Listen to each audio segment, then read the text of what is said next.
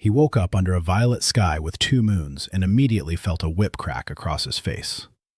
A foreign language, a foreign body. The device in the guard's hands labeled him a blank space. But the boy with golden hair didn't know he wasn't striking a victim. He was striking a furnace, and with every blow it blazed brighter. Dan Carver opens his eyes on the wet stones of a narrow alley. The back of his head throbs as if a nail had been driven into it. The last thing he remembers. Marcus's right cross, the fall, the edge of the ring, darkness. Only the darkness ended, but the ring did not return.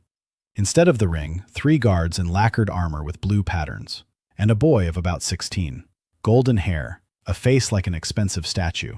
In his hand, a whip with a handle made of glowing stone. One guard holds a copper ball the size of an apple. The ball hums. The guard looks at the ball, then at Dan, and his face goes blank. Vessel 0. A complete 0. This isn't a person. It's an empty space. Dan doesn't know what a vessel is. He doesn't know why he understands a foreign language.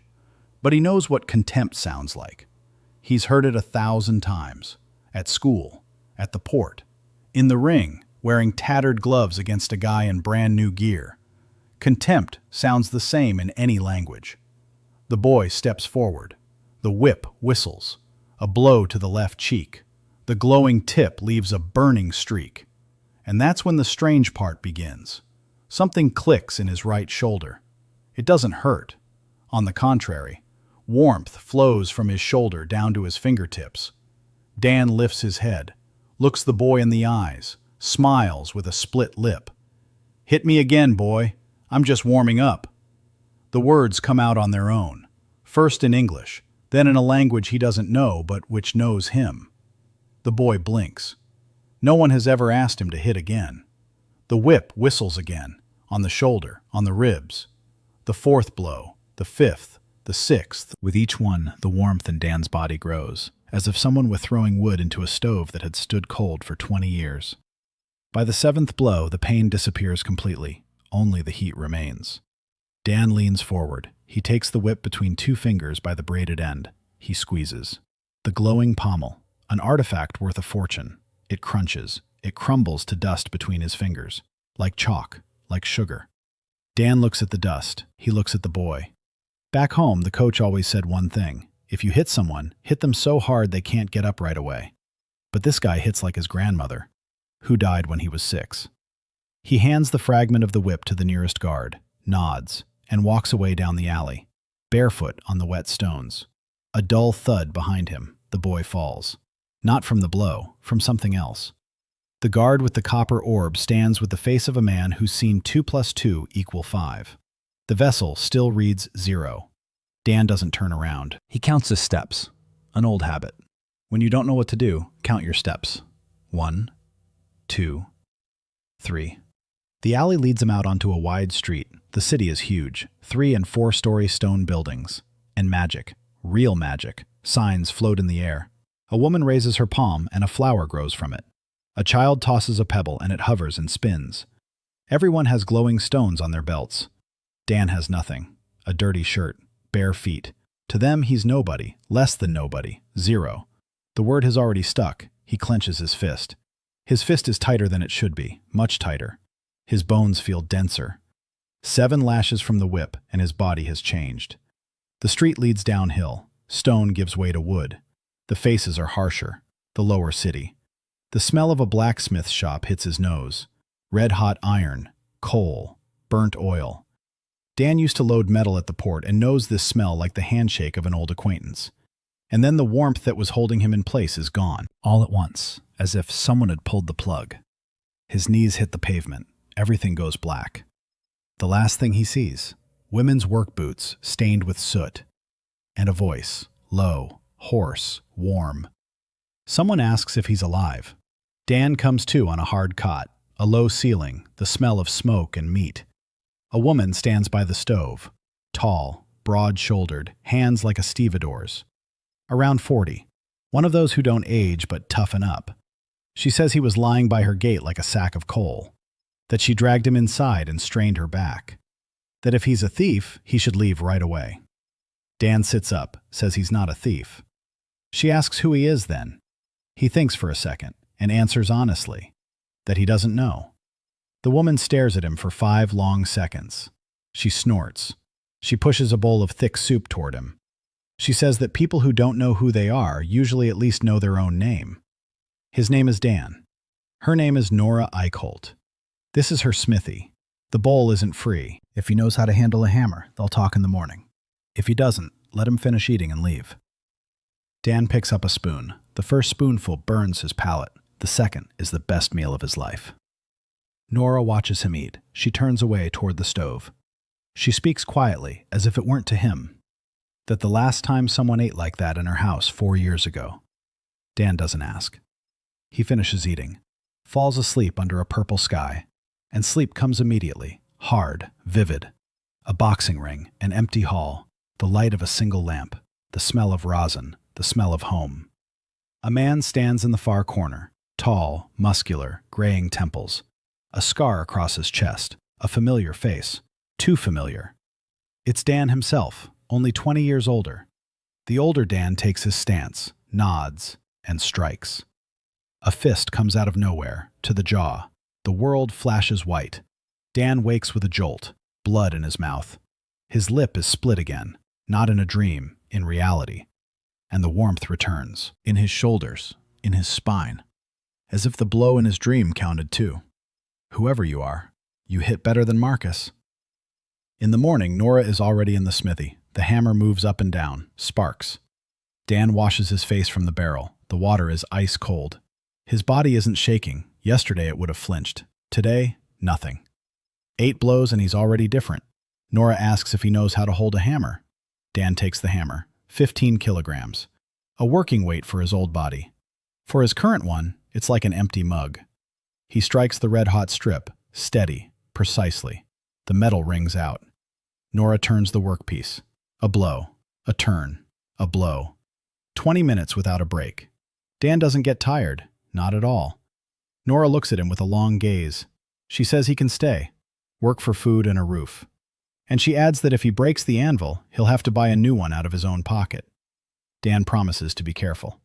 For 3 days he hammers, carries coal, repairs the roof. His tongue moves faster than it should.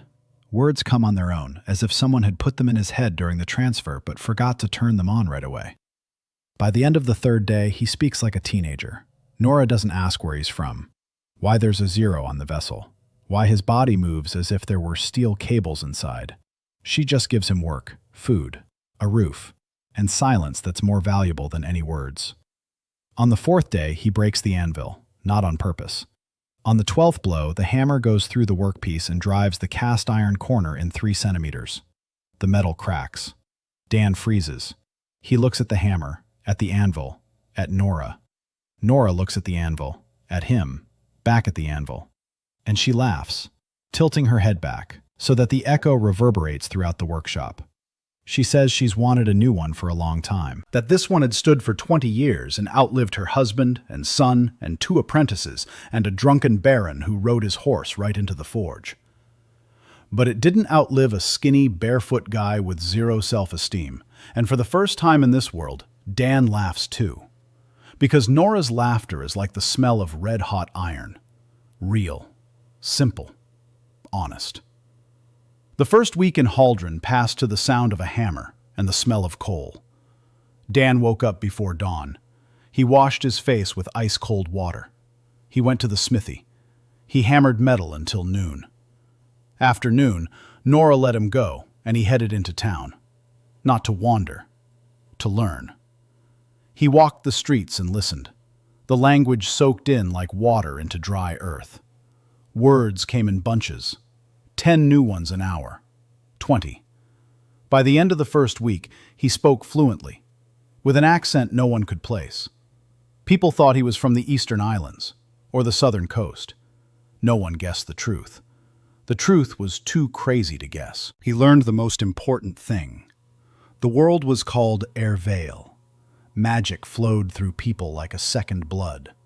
At birth, everyone was assigned a vessel, an internal reservoir of mana. It was measured in carats, from 0 to 10,000. The vessel determined everything: one's place in society, access to education, the right to a profession, the right to marry into a respectable family, and the right to carry a surname. A person with 3,000 carats was considered a solid middle-class citizen. With 5,000, they were respected. With 8,000, any door was open to them. With 0 carats, a person was trash. Worse than trash. At least trash can be burned to provide heat. 0 gave nothing.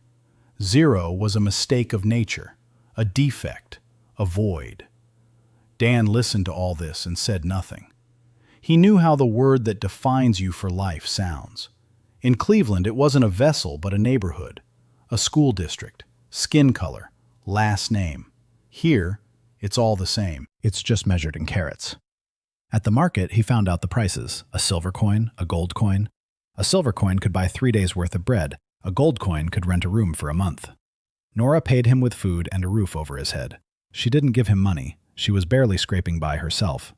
The workshop was barely hanging on. There were few orders. The magical forges with their runic furnaces were taking all the customers.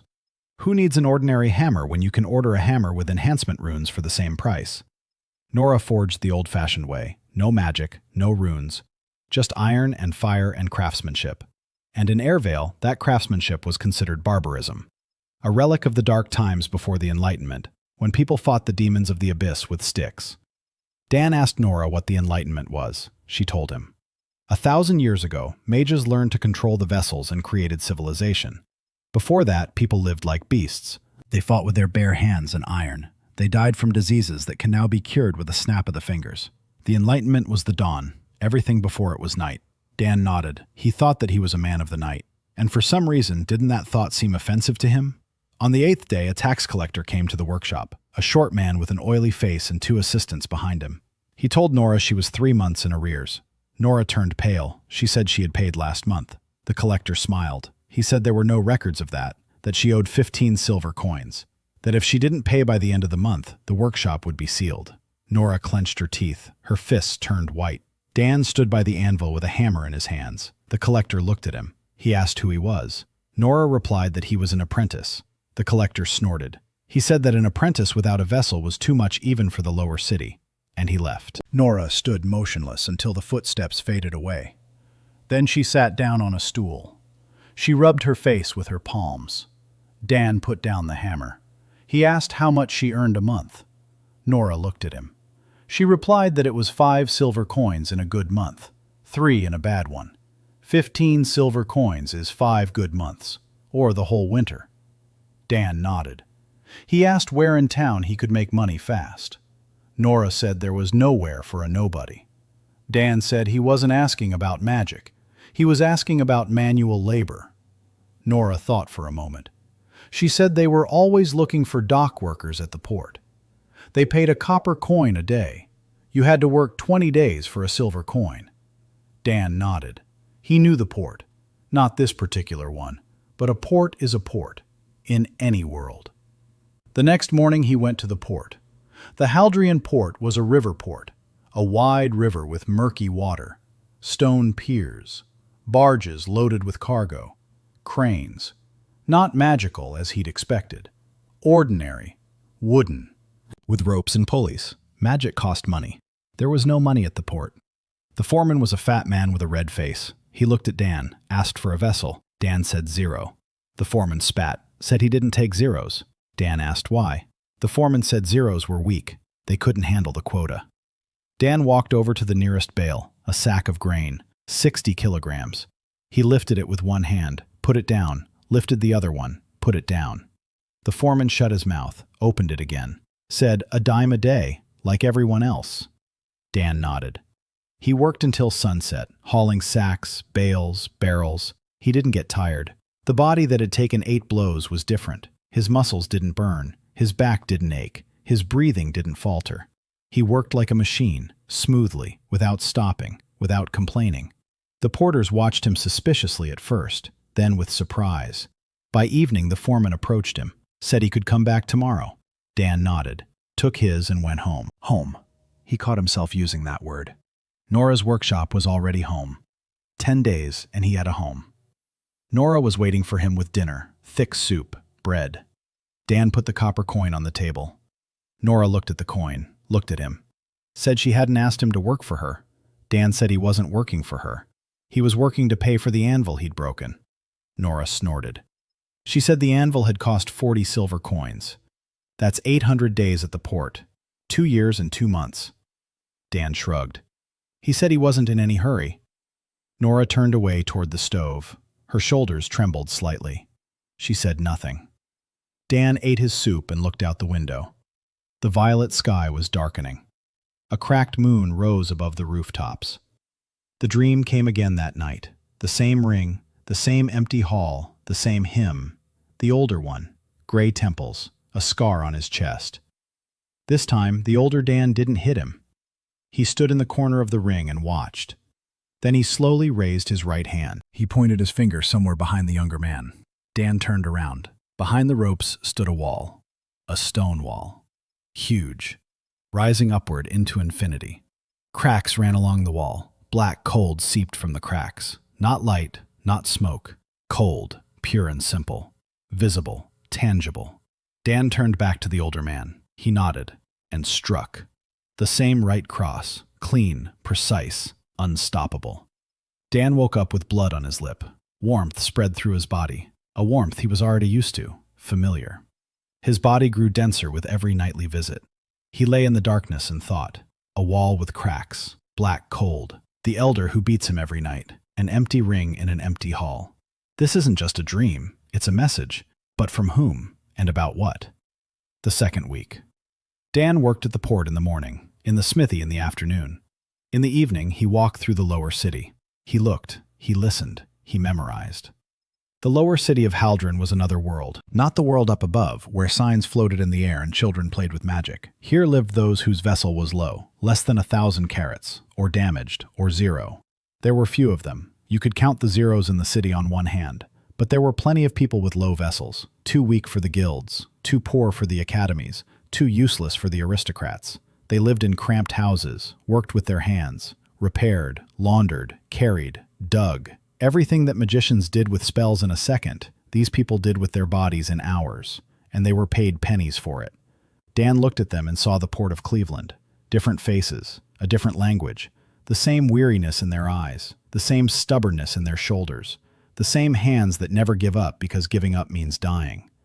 On the 15th day, something happened that Dan hadn't expected. He was returning from the port along a narrow street in the lower city. Evening, twilight, a violet sky with the first stars. Ahead, at the intersection, stood a group of people. 5 of them, adult men, leather jackets, batons on their belts. They had surrounded someone small. Dan moved closer. In the center stood a girl, about 14, maybe 15, small, skinny, black hair cut short and uneven. Her left arm was wrapped in a dirty rag from wrist to elbow. With her right hand, she clutched a piece of bread to her chest. One of the men grabbed her by the collar of her shirt, lifted her up. She hung in his hand like a rag doll. She didn't scream. She didn't call for help. She just looked on silently, with the face of someone who was used to being lifted by the collar. The man said she had stolen from his stall, that this was the 3rd time, that this time he wouldn't let her go. The girl remained silent. She held the bread to her chest. Dan stopped 3 steps away. He looked at the man, at the girl, at the bread. He asked how much the bread cost. The man turned around. He looked Dan over. A dirty shirt, bare feet, no container. He said it wasn't his business. Dan repeated the question. How much does the bread cost? The man muttered. 2 pennies. Dan took a coin out of his pocket, his earnings for the day. 1 penny. He held it out, said he'd pay the rest tomorrow. The man looked at the coin, then at Dan, then at the girl. He threw it on the ground, took the coin, spit on it, walked away with his people.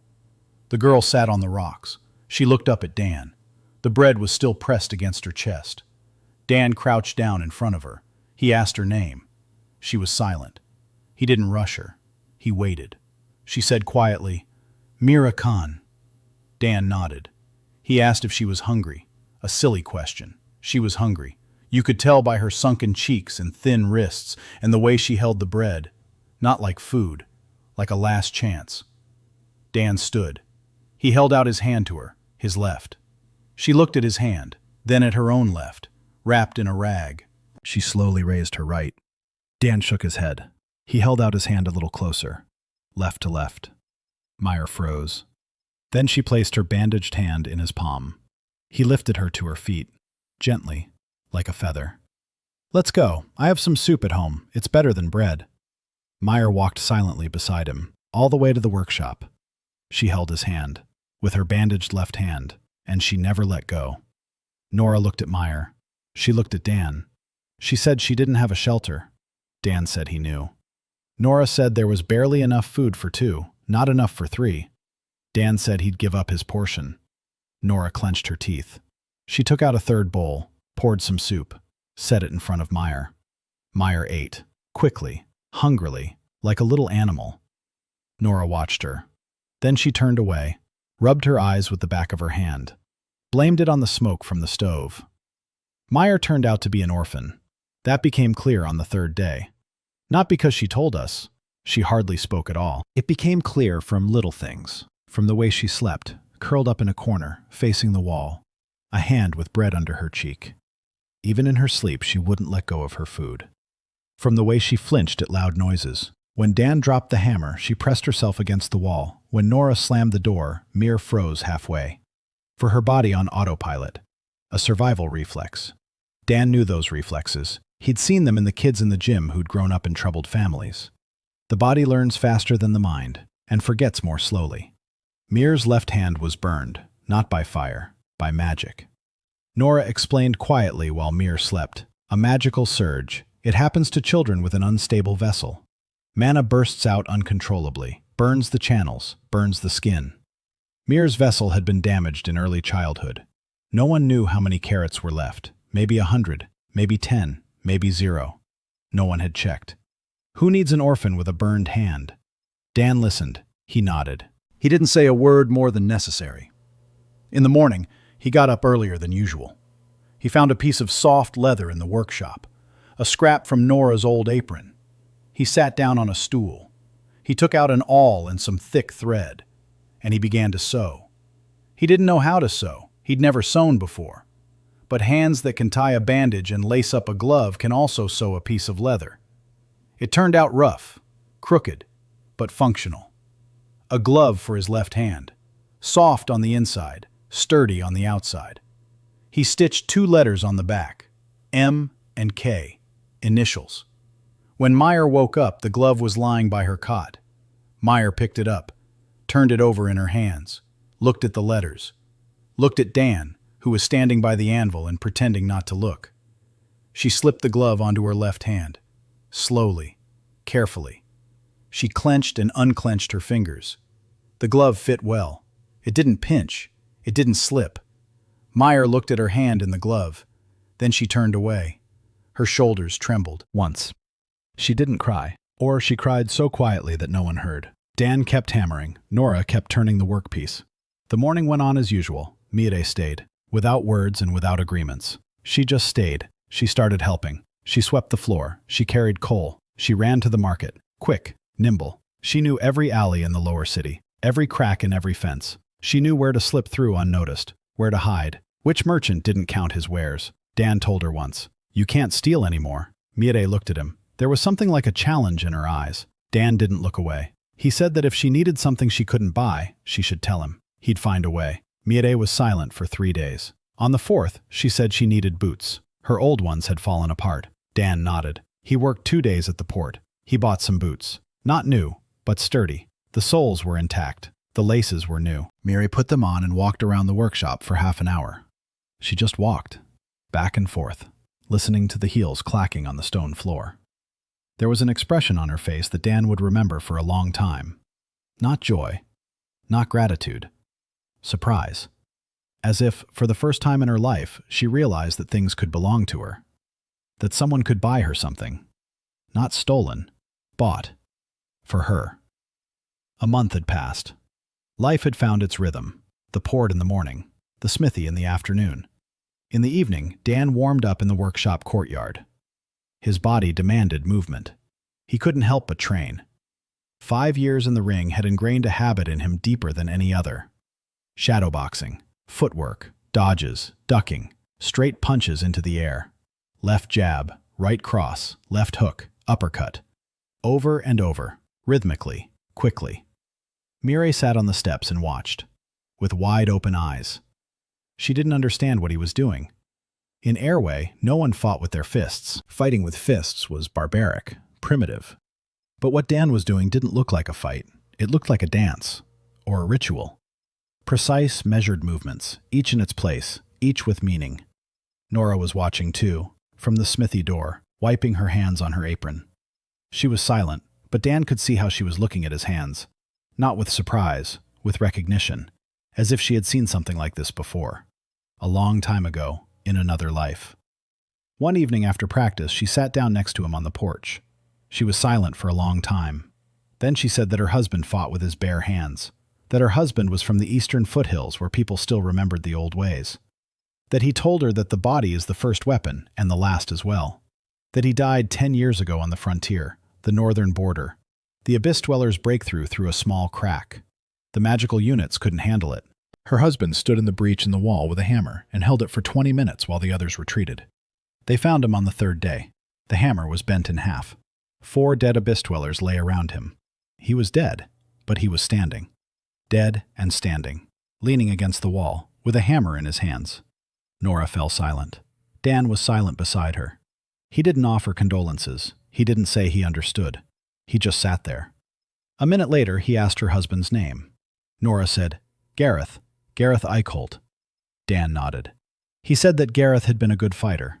Nora looked at him. She said that this was the first time in 10 years that anyone had called Gareth a fighter. Everyone had said he was a fool, that he'd gone in without magic, that he could have survived if he'd retreated with the rest. Dan shook his head. He said that a man standing in a breach in the wall isn't a fool. He's the one who decided that what was behind him was more important than what was in front of him. Nora was silent for a long time. Then she stood up. She went into the house. A minute later, she returned with something in her hands, a leather belt, worn, old, with a copper buckle shaped like a hammer. Gareth's belt. She held it out to Dan. Dan looked at the belt, then at Nora. He shook his head. He said he couldn't take it. Nora said she wasn't asking for his opinion. She said the belt belonged on someone who was standing, not in a drawer gathering dust. Dan took the belt, put it on, fastened it. The buckle fit perfectly, as if the belt had been waiting for him. Nora nodded, went into the house, closed the door. Dan stood on the porch with his dead husband's belt around his waist and looked at the cracked moon. The first real test came at the end of the first month. Evening. Dan had just returned from the port. Meyer was sitting on the couch, cleaning her boots. Nora was hammering away in the smithy. The workshop door swung open. A woman stood in the doorway. Tall, thin, black hair down to her waist, travel clothes, worn. On her back, a long bundle wrapped in cloth. A sword.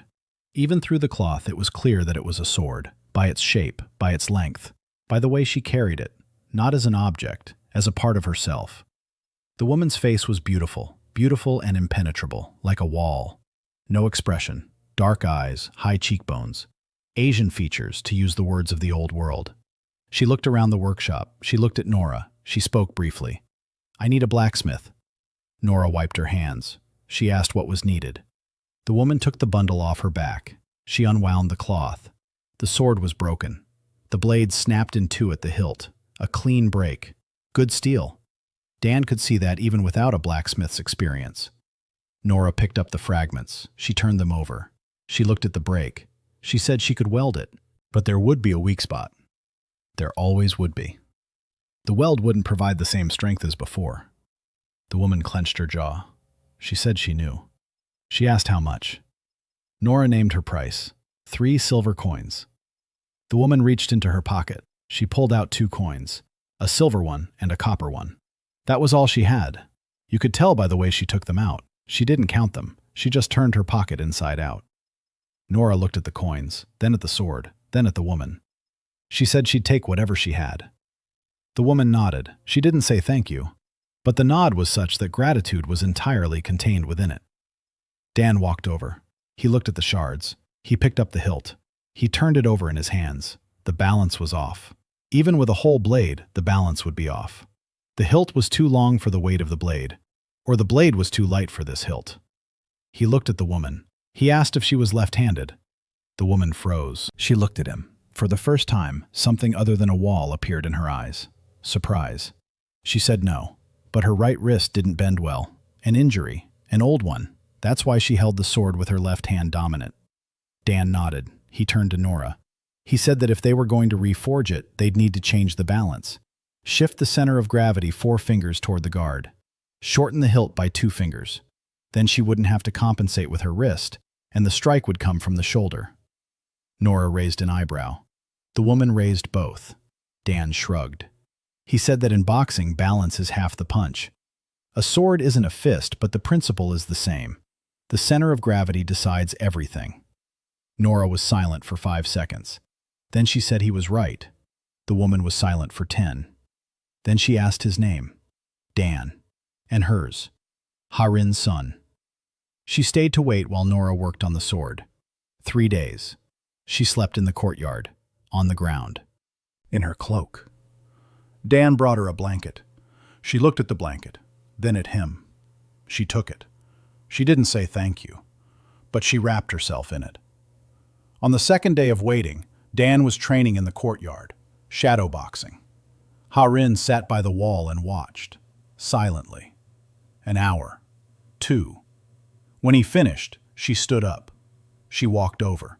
She said she wanted to see him strike for real, not at the air, at something solid. Dan looked around. A training post stood by the workshop wall, wooden, thick, stuck in the ground. Nora used it to test the strength of her forged pieces.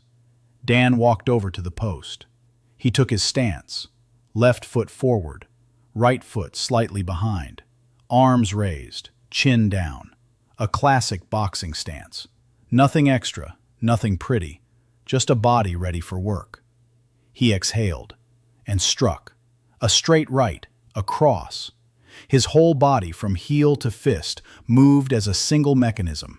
Legs, hips, torso, shoulder, arm, fist. The post cracked. It didn't break. It cracked lengthwise. Cracks ran up and down from the point of impact. Dan looked at his fist, knuckles white, not a scratch. A month ago, he would have broken his hand on a pole like that. Now the pole cracked and his hand was intact. Harin stood 3 steps away. She was silent. Dan turned to her. She was looking at the pole, at the cracks, at his fist, and she was silent. She was silent for 10 minutes. Then she sat back down against the wall, closed her eyes. Dan went back to his warm-up. He didn't ask. He didn't comment. He gave her time. On the 3rd day, Nora finished the sword. The blade had been reforged. The balance shifted, just as Dan had said. The hilt was shortened. Harin took the sword. She twirled it in her hand. She made 3 short swings. Her face twitched. For the first time in 3 days, something alive appeared on it. She said the sword had changed. It was better, much better. Nora nodded at Dan. She said it was his idea. Harin looked at Dan for a long time. Then she said that she had nowhere to go, that she'd been expelled from the mercenary guild for a weak vessel. 3,200 carats. Harin slept in the courtyard the first week. Dan didn't push her. Nora didn't push her. A warrior who'd slept in the woods and on the side of the road for 4 years gets used to the open sky. Walls feel oppressive. Ceilings feel oppressive. It takes time. A week later, she moved into the workshop's attic. It was dusty and cramped and smelled of old wood. Harin didn't complain. Harin never complained. That was her defining trait. Silent, precise, like the blade she carried on her back. Mira was afraid of her for the first 3 days. On the 4th, she stopped, because she saw Heirin washing the dishes. The former mercenary of the Eastern clan washed the dishes in a wooden basin with a face as if she were for battle. Every plate separately, every spoon, with complete concentration. Mairi giggled, quietly. She thought no one would hear. Heirin heard. She turned her head. She looked at Mairi. Mairi froze. Heirin turned away. She continued washing. But the corner of her mouth twitched, just a millimeter. Mairi noticed. And from that moment on, she decided she liked Heirin. Another 2 weeks passed. The 2nd month in Airvale. Dan worked at the port. He brought in money. Penny by penny. It was piling up slowly. 15 silver coins were still a long way off. But Dan wasn't in a hurry. He saw how the lower city lived and understood that rushing here kills faster than hunger. Nora worked in the smithy. Orders came in. Rarely, but they came. People from the lower city who couldn't afford magical smithies brought her broken tools. Shovels, axes, knives, door hinges, small stuff. Nora made the small stuff just as carefully as she would have made a sword. Every nail straight, every hinge without play. Craftsmanship without magic. Dan respected that. He respected it deeply. In his world, such craftsmen were dying out too. They were being replaced by factories. Here, they were being replaced by runes. The result was the same. Heirin began training. Every morning before dawn. Sword in hand, movements polished, swift. But Dan saw that she was striking incorrectly. Not in terms of sword technique. In sword technique, she was better than anyone he had ever seen. Incorrect in another way. She was infusing every strike with magic. Those very 3,200 carats. Every swing drew mana from the vessel. Every thrust was fueled by energy. And when the mana ran out, she became slow, heavy, ordinary. Dan watched for 3 mornings in a row. On the 4th, he went out to her. He said he wanted to show her something. Heirin stopped. She looked at him warily. Dan raised his hands. He took a fighting stance. He said he would hit her, slowly, at a quarter of his strength. Let her dodge. Heirin frowned. She said it was silly. She was a warrior, and he was a blacksmith without a vessel. Dan didn't argue. He just struck. Slowly. A left jab. His arm moved forward. Heirin stepped back, easily. Dan struck again. With his right, a little faster. Heirin dodged, easily again. Dan nodded. He said, "Good." Now without mana. She raised an eyebrow. He was serious. She uses mana for every movement, even to dodge, even to step back. Her body has grown accustomed to relying on the vessel. But what would happen when the vessel was empty? Heirin froze. Her face turned to stone. Dan knew he'd hit a sore spot. But he didn't back down. He said her body knew how to move on its own, without mana. She'd just forgotten that. Or she'd never been taught. Heirin was silent for a long time. Then she lowered her sword. She said quietly, "In the Sun Clan, warriors are trained from the age of 4. The first lesson, mana is the foundation. The body is a shell. A shell without a foundation is empty." Dan shook his head. He said that the body is not a shell. The body is a tool. The first tool and the last. Mana will run out. The body will remain, if it is trained properly. Heirin looked at him. Her eyes were dark, attentive, angry. Not at him, at herself. At the fact that he was telling the truth, and she knew it. She sheathed her sword behind her back. She stood before him. She said, "Strike." No holding back. With full force. Dan shook his head. He said she wasn't ready for full force. Heirin clenched her teeth. She repeated it. "Hit me." Dan looked her in the eyes. He struck. A right cross. At half his current strength. Which for an ordinary person would be a blow that breaks ribs. Heirin put up a block, both hands in front of her chest. The blow sent her flying 3 meters. She fell, rolled over. She stood up. Her hands were shaking. Her face was pale, but she was standing. Dan nodded. He said, "See? You blocked it without mana. Your body did it on its own, because the body is smarter than you think." Heirin stood there and looked at her hands. At the hands that had just taken the blow without a single drop of mana and withstood it. She set her head. She looked at Dan. She said one word. More. From that day on, they trained every morning. Dan taught Heirin to strike with her body, to move with her body, to feel her body without magical support. It was hard.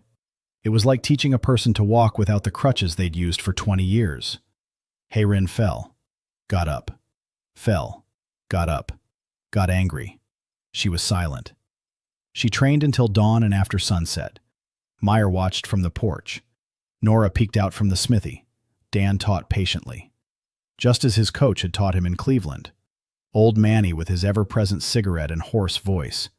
He didn't yell. He didn't scold. He just showed her. Over and over. Until the body remembered. After a week, Heirin moved like a good fighter without mana. After 2, like a very good one. After 3, Dan had to hit with 2/3 of his strength so she wouldn't dodge every blow. She was talented. Damn talented. 20 years of magic training had hidden it, but the body remembered. The body always remembers. A winter evening, the 2nd month, the workshop. Meyer is sleeping on the cot wrapped in a blanket. Heirin is in the attic. Nora is finishing up an order in the smithy. Dan is in the basement, stretching, sparring with the shadow and the dim light of a single oil lamp. The workshop door slammed. Dan froze. He listened. Voices. Rough. Men's. 5 voices. He climbed the stairs. He stepped out into the workshop. 5 men were standing at the entrance. Leather jackets. Batons. The same ones. Debt collectors. Not the ones who came last time with the oily face. Different ones. Bigger. Meaner. The oldest of them. Broad-shouldered. A scar across his eyebrow. He was talking to Nora. Nora stood between them in the room where Meyer was sleeping. Back straight. Fists clenched. The oldest one said the debt had grown. That 15 silver coins were now 20. Interest. That if she didn't pay by tomorrow, they'd take the workshop. And everything in it. Nora was silent. Her face was stony. Dan came out of the basement, wearing only a shirt, barefoot. He stood between Nora and the collectors, calmly, without anger, without a threat. He just stood there. The leader looked at him, asked who he was. Nora opened her mouth to answer. Dan spoke up himself. He said he was the one standing there and asked them to leave. The leader laughed. He looked at his men. They laughed too. The leader grabbed his baton. He said that a nobody without a vessel had no right to speak, and he swung. The baton flew at Dan's face. Heavy, oak, with iron rivets. A blow that could break a jaw. Dan didn't dodge, didn't block. He took it. His head didn't flinch. The baton struck his cheekbone and stopped, as if it had hit a wall. Warmth, familiar warmth, growth. The senior officer blinked. He struck again, to the temple. Dan stood. Again, to the jaw. He stood. Again. Again. On the 5th blow, the bat cracked. On the 6th, it broke. The handle remained in the collector's hand. A shard lay on the floor. Dan wiped the blood from his lip with the back of his hand. He looked at the senior. He'd warmed up.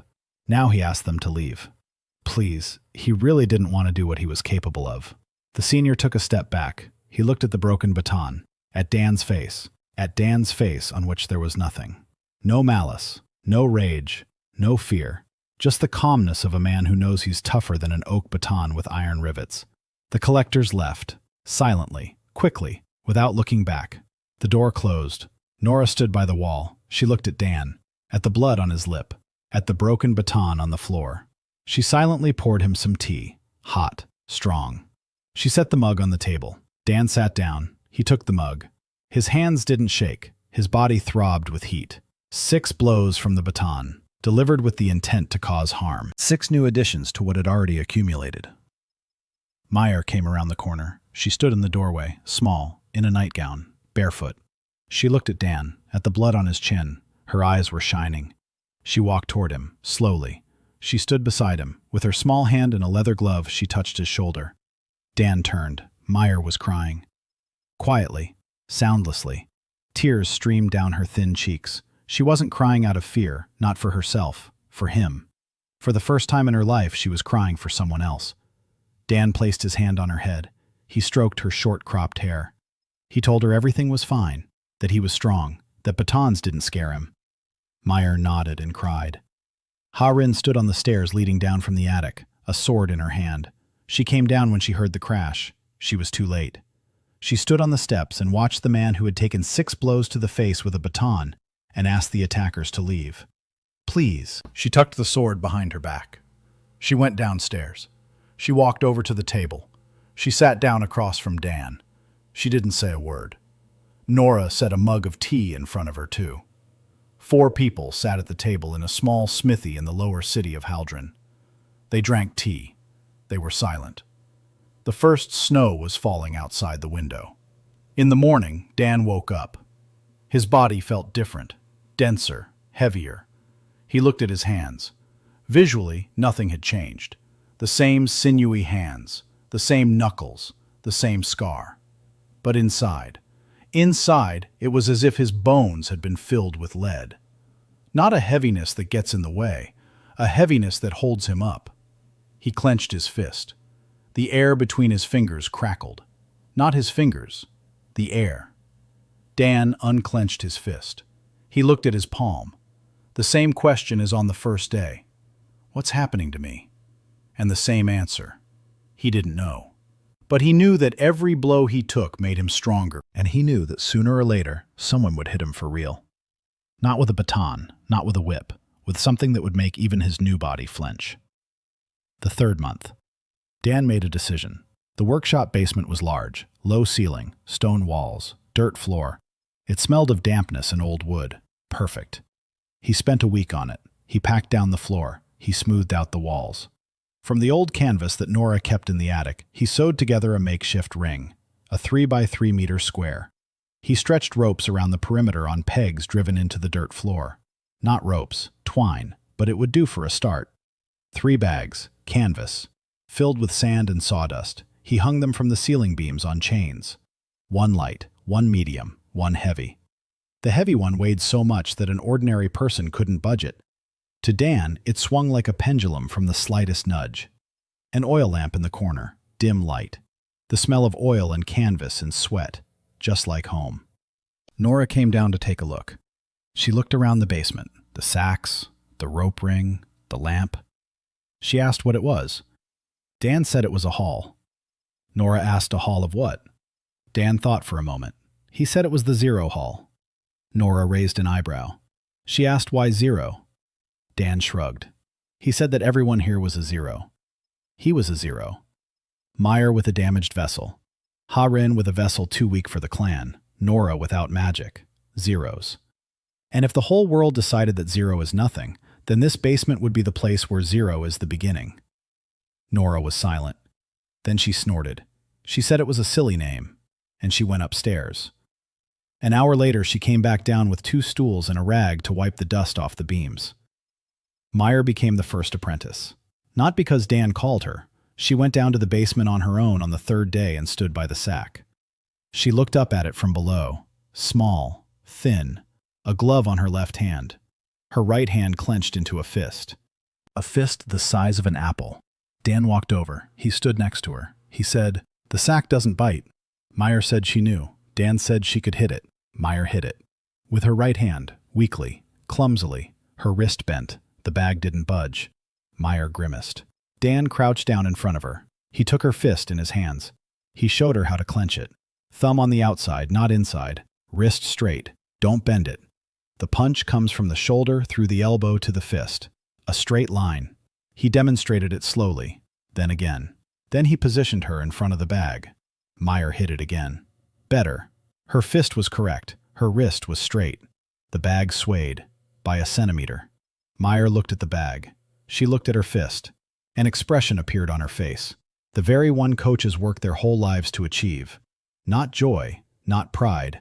Realization. That she could do it.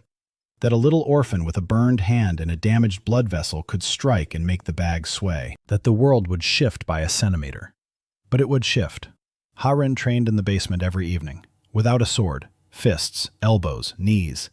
Dan showed her boxing strikes. She absorbed it instantly. A warrior's body already knew how to move. It just needed to be shown new paths. A week later, Ha-Rin was hitting the heavy bag so hard that the chain clanged. 2 weeks later, the bag burst. Sand spilled onto the floor. Ha-Rin stood over the torn bag and looked at her hands. Without magic, no mana, no vessel, just the body. Just muscles and bones and will. Dan sewed the bag back up. He refilled it. He hung it up. He told her that when she tore it open again, he'd fill it with rocks. Ha-Rin looked at him. He wasn't joking. Rumors spread fast. In the lower city, rumors run faster than rats. Someone told someone else that in blacksmith Nora's basement, a skinny guy without a vessel was teaching people to fight with their bare hands. Just like in the old days, before the Enlightenment, like barbarians. The reaction was predictable. Some laughed, others tapped their fingers against their temples. Others came to watch. And some of those who came to look stayed. Tobias was the first to arrive, a guy of about 17. Tall, lanky, a 400-carat vessel. Too small for anything. He worked as an assistant in a bakery, earned a penny every 2 days. He came into the basement, stood by the wall. He watched Mir hit the bag. A little girl hits the bag and the bag swings. And he's got 400 pounds and he can't light a candle without a match. Dan walked over to him, asked if he wanted to try. Tobias said he did. Dan showed him the stance. Tobias stood crooked. Dan corrected him. Feet wider, knees softer, hands higher, chin lower. Tobias punched the bag. The bag swayed. Tobias looked at his fist, then at Dan. His eyes were wet. Dan didn't comment on it. He just said it again. Rico was the second to arrive. A 16-year-old pickpocket Dan had already seen at the market. Fast, nimble, brazen. He didn't come to train, he came to steal. Dan caught his hand in Tobias's pocket, squeezed his wrist, not hard, but enough for Rico to realize he wouldn't be able to break free. Rico jerked, pulled his hand back, as if in a vice. He looked at Dan. Dan looked at him. Asked if he was hungry. Rico didn't answer. Dan let go of his hand, said there was some stew upstairs, and that if he wanted to eat, he should eat. And then he could stay if he wanted, or leave. It was up to him. Rico left, came back the next day, ate 2 bowls of stew. He went down to the basement. He stood by the bag. He punched it, harder than Dan expected. Dan nodded. Rico stayed. About 10 days after the hall opened, a woman came down to the basement. At first, Dan didn't recognize her. A hooded cloak, a long skirt. She looked about 24, maybe 25. Round glasses, dark hair in a braid. She smelled of chamomile. She took off her hood, looked at the basement, at the bags, at the rope ring, at Meyer, who was working through a series of strikes, at heir, who was standing by the wall sharpening her sword, at Dan. She said she'd heard about him, that in the lower city people were talking about Zero, who teaches people to fight without magic. Dan asked who she was. She said, Lyriel Ven, former priestess of the Temple of the Morning Star. Former because she'd been expelled. Dan asked why. Lyriel adjusted her glasses. She said she had told the high priest one thing, that prayer does not heal broken bones. But a talisman does. The high priest considered it heresy. She became a heretic. Dan looked at her. Then he smiled. Widely. For the first time in 3 months in this world, truly widely. He said she had come to the right place. Lyriel raised an eyebrow. Dan said he had a basement full of people with broken bones and not a single doctor. That if she knew how to apply a splint, he needed her. Lyriel looked at his hands, at the broken bones, at the old scrapes. She asked how long it had been since he'd bandaged them. Dan said he hadn't. Lyriel said he was an idiot. Dan said, maybe. Lyriel took a clean cloth and some ointment out of her bag. She sat down on a stool in front of him. She took his hand. She began to bandage it. Her hands were soft, steady, warm. She worked in silence. The bandage lay flat. The ointment smelled of herbs. Dan sat there and, for the first time in 3 months in this world, let someone take care of him. Meyer stood nearby and watched as the woman in glasses bandaged the hands of a man who never asked for help. Heir watched from the other side of the basement, silently, with an expression she herself could not name. Lyriel stayed. She became the doctor of Nolik's Hall. Every evening she went down to the basement. She bandaged bruised knuckles. She applied ointment to bruises. She taught Meyer how to bandage properly. She taught Tobias how to stretch his wrist after training. She taught Rico that stealing ointment from her bag was pointless because without knowledge of herbs, he would poison himself. Rico stopped stealing from her on the 2nd day. Lyriel and Dan quickly hit it off. She knew anatomy. He knew sports medicine. She understood how bones and ligaments worked. He understood how to stress them so they'd get stronger. She believed in folk remedies. He believed in ice for bruises. Together, they were something that didn't exist in Airwhale, practical medicine without magic. One evening, Dan explained to Lyriel why a massage was needed after training, that muscles get knotted up, that lactic acid, that they need to be worked out. Lyriel listened. Then she asked in a serious voice what lactic acid was. Dan explained. Lyriel nodded. Then she said it sounded like the description of stagnation poison from the 3rd volume of Elvin the Wise's treatise. Dan said he didn't know who Elvin the Wise was, but if he described lactic acid 2,000 years ago, then he was a smart man. Lyriel laughed for the first time in his presence, quietly, covering her mouth with her hand, like someone who had forgotten how to laugh and wasn't sure if she was allowed to. But not everything was quiet and warm. The city watched. The city listened. The city remembered. Zero, who teaches people to fight with their hands. Zero, who broke the Velrit heir's artifact. Zero, who doesn't go down from blows. Rumors crept upward, from the lower city to the middle, from the middle to the upper to the halls where decisions are made. At the end of the 3rd month, Dan was returning from the port in the evening.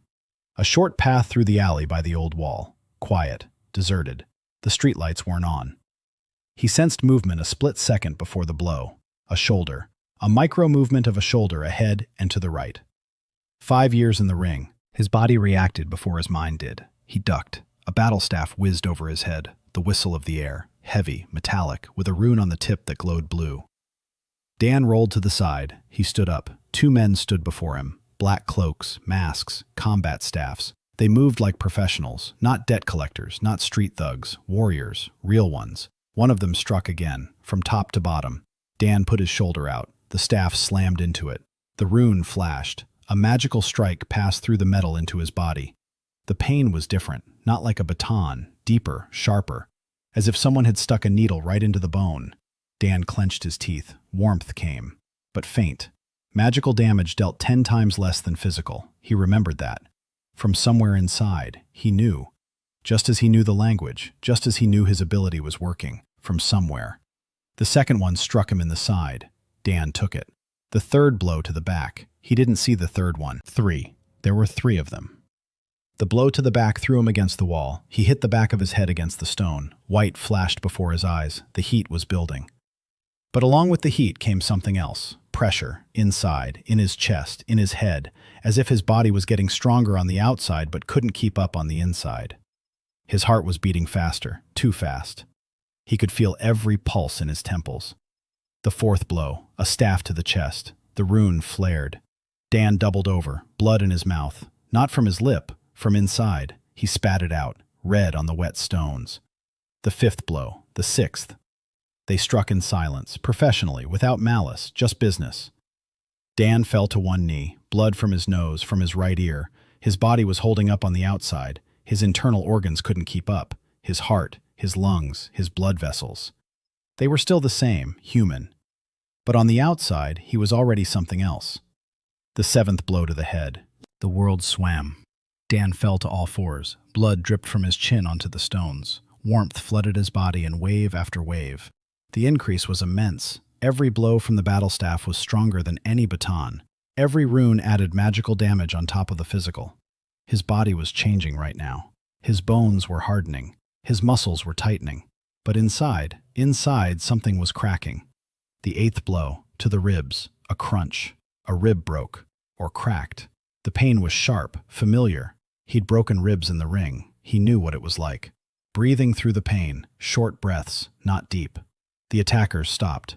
They stood over him. One of them leaned down, spoke softly. The Velrit line sends its regards to 0.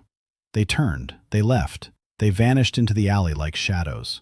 Dan lay on the stones, blood from his nose and ear, a broken rib. His body burned from the inside. The heat was so intense that the stones beneath him felt like ice. He lay there and counted his breaths.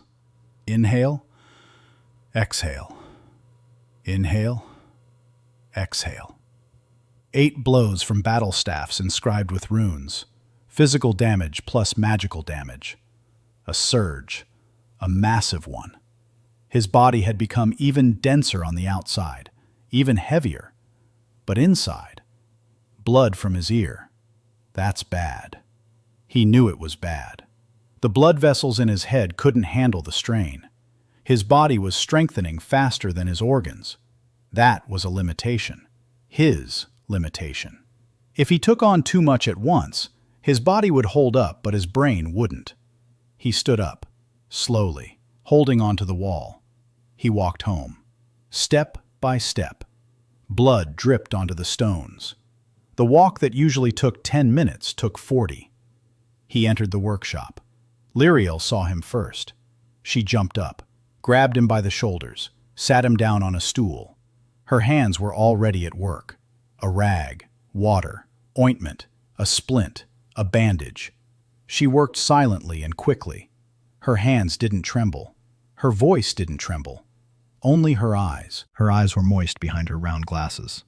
Harin stood by the door, a sword in her hand, her knuckles white. She asked one word. Who? Dan said, the Velrites. Harin clenched her teeth, turned toward the door.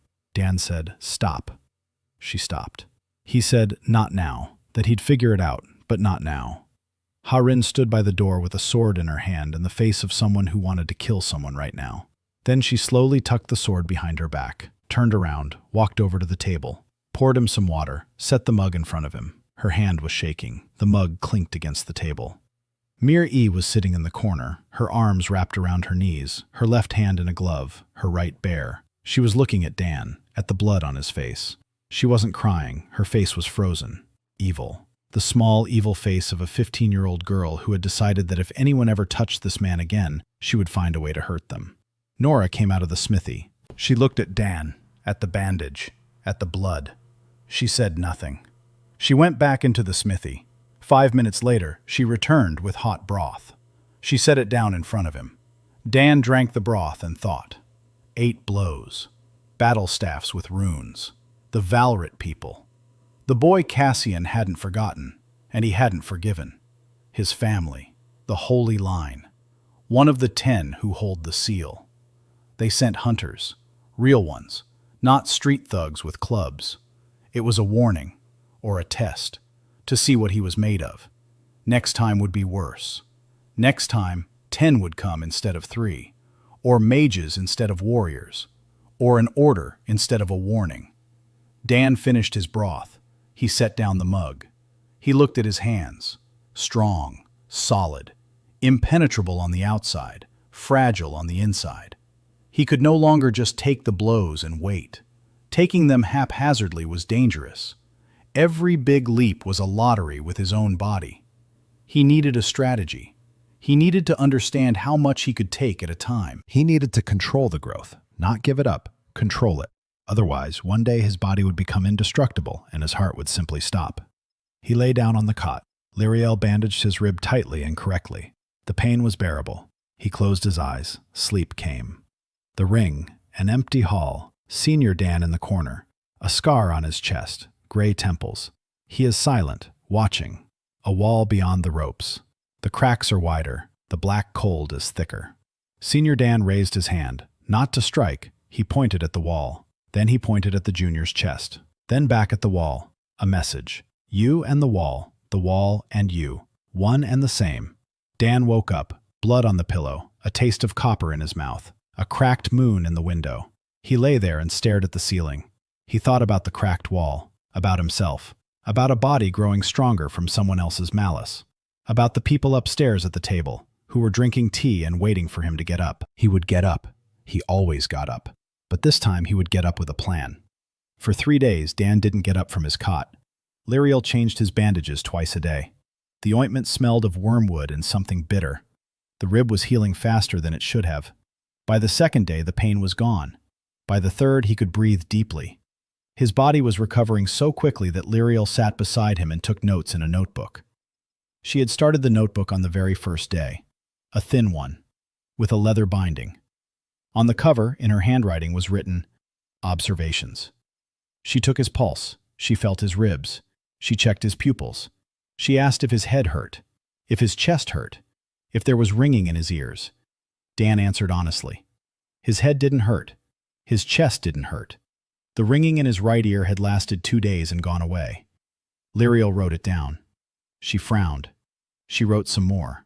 On the third day, she said that his body didn't obey any of the laws of healing she knew, that a rib that should have taken a month to heal had healed in 3 days, that the bleeding from his ear, which indicated damage to blood vessels in his head, had stopped within a day, that either he wasn't human or his body operated by rules she didn't understand. Dan said he was human, just with peculiarities. Lyriel adjusted her glasses. She said peculiarities were when a person sneezed at pollen. But when a broken rib healed in 3 days, that's not a quirk, it's an anomaly. Dan smiled. He said that anomaly sounded nice. Lyriel didn't smile. She looked at him seriously. She said she needed to know the truth, that she couldn't treat what she didn't understand, that if something and she doesn't know how his body works, she won't be able to help. Dan was silent for a long time. Then he spoke. Every time he gets hit, his body gets stronger. The harder the blow, the greater the gain. Magical blows yield a weaker game than physical ones. The effect accumulates and doesn't reset. But the body is stronger on the outside, faster than the organs inside. If he takes too much at once, his heart and brain might not be able to handle it. Lyriel listened. She didn't interrupt. When he finished, she took off her glasses. She wiped them with the edge of her sleeve. She put them back on. She said it was the craziest thing she'd ever heard in her life, and she'd heard a lot of crazy things. She was a priestess. Then she said she needed time to think it over. Then she asked if she could keep recording. Dan nodded. Lyriel stood up. She walked to the door. She stopped. She turned around. She said she wouldn't tell anyone. Dan said he knew. Lyriel left. Dan lay on the couch and stared at the ceiling. He had told her. Not everything. Not about Cleveland. Not about the ring. Not about how he died and woke up in another world. But he did tell her about the ability. Because she was right. If she didn't understand how it worked, she wouldn't be able to fix it when it broke. And it would break, sooner or later. He knew that for sure. On the fourth day, he got up. He went down to the basement. Nolik's hall was waiting for him. The punching bags were hanging. The lamp was on. Mireille was sitting on the floor, bandaging her right fist. By herself, just as Lyriel had taught her. She saw Dan. She jumped up. Her face lit up. She wanted to run over. She stopped. She grew serious. She said she'd been training every day while he was bedridden. Dan looked at the bag. It bore fresh marks from punches. Small, frequent, persistent. He nodded. He said, "Good." Mireille exhaled. She smiled, quickly, for a second. She hid the smile. She became serious again. Dan saw both the smile and her attempt to hide it. He didn't comment. Dan began to formulate a strategy. He couldn't control when he'd be hit, but he could control how he took the blow. 5 years of boxing had given him something no one else in this world had, the ability to manage the blow. Not to block, not to dodge, manage it. Head movement, relaxing the neck at the moment of contact, weight transfer, rotating the torso along the punch's trajectory to absorb some of the energy, a glancing blow instead of a straight one. In the ring, that saved him from a knockout. Here, it could save him from a brain hemorrhage. If he could turn a knockout punch into a glancing blow, the impact would be less, but so would the damage to his internal organs. Controlled growth. Not an explosion, but a climb. He started training in a new way. He didn't strike. He absorbed. He asked heir to hit him. She refused. He asked again. She refused again. She said she wouldn't hit a man who had just spent 3 days in bed with a broken rib. Dan said the rib had already healed. heir said she didn't care. Dan thought for a moment. He said this was training. Not for him. For her. She was learning to strike with her body. She needed a living target. A punching bag doesn't move. A punching bag doesn't dodge. A punching bag doesn't teach accuracy. heir was silent. Then she clenched her teeth. She said, "Okay." But if he fell, she would stop. Dan nodded. She struck. A right straight. No mana. Pure body. The punch was good. Fast. Accurate. Dan twisted his torso. The blow slid off his ribs. Warmth. Light. Controlled. Like a slap from a boy in an alley 3 months ago.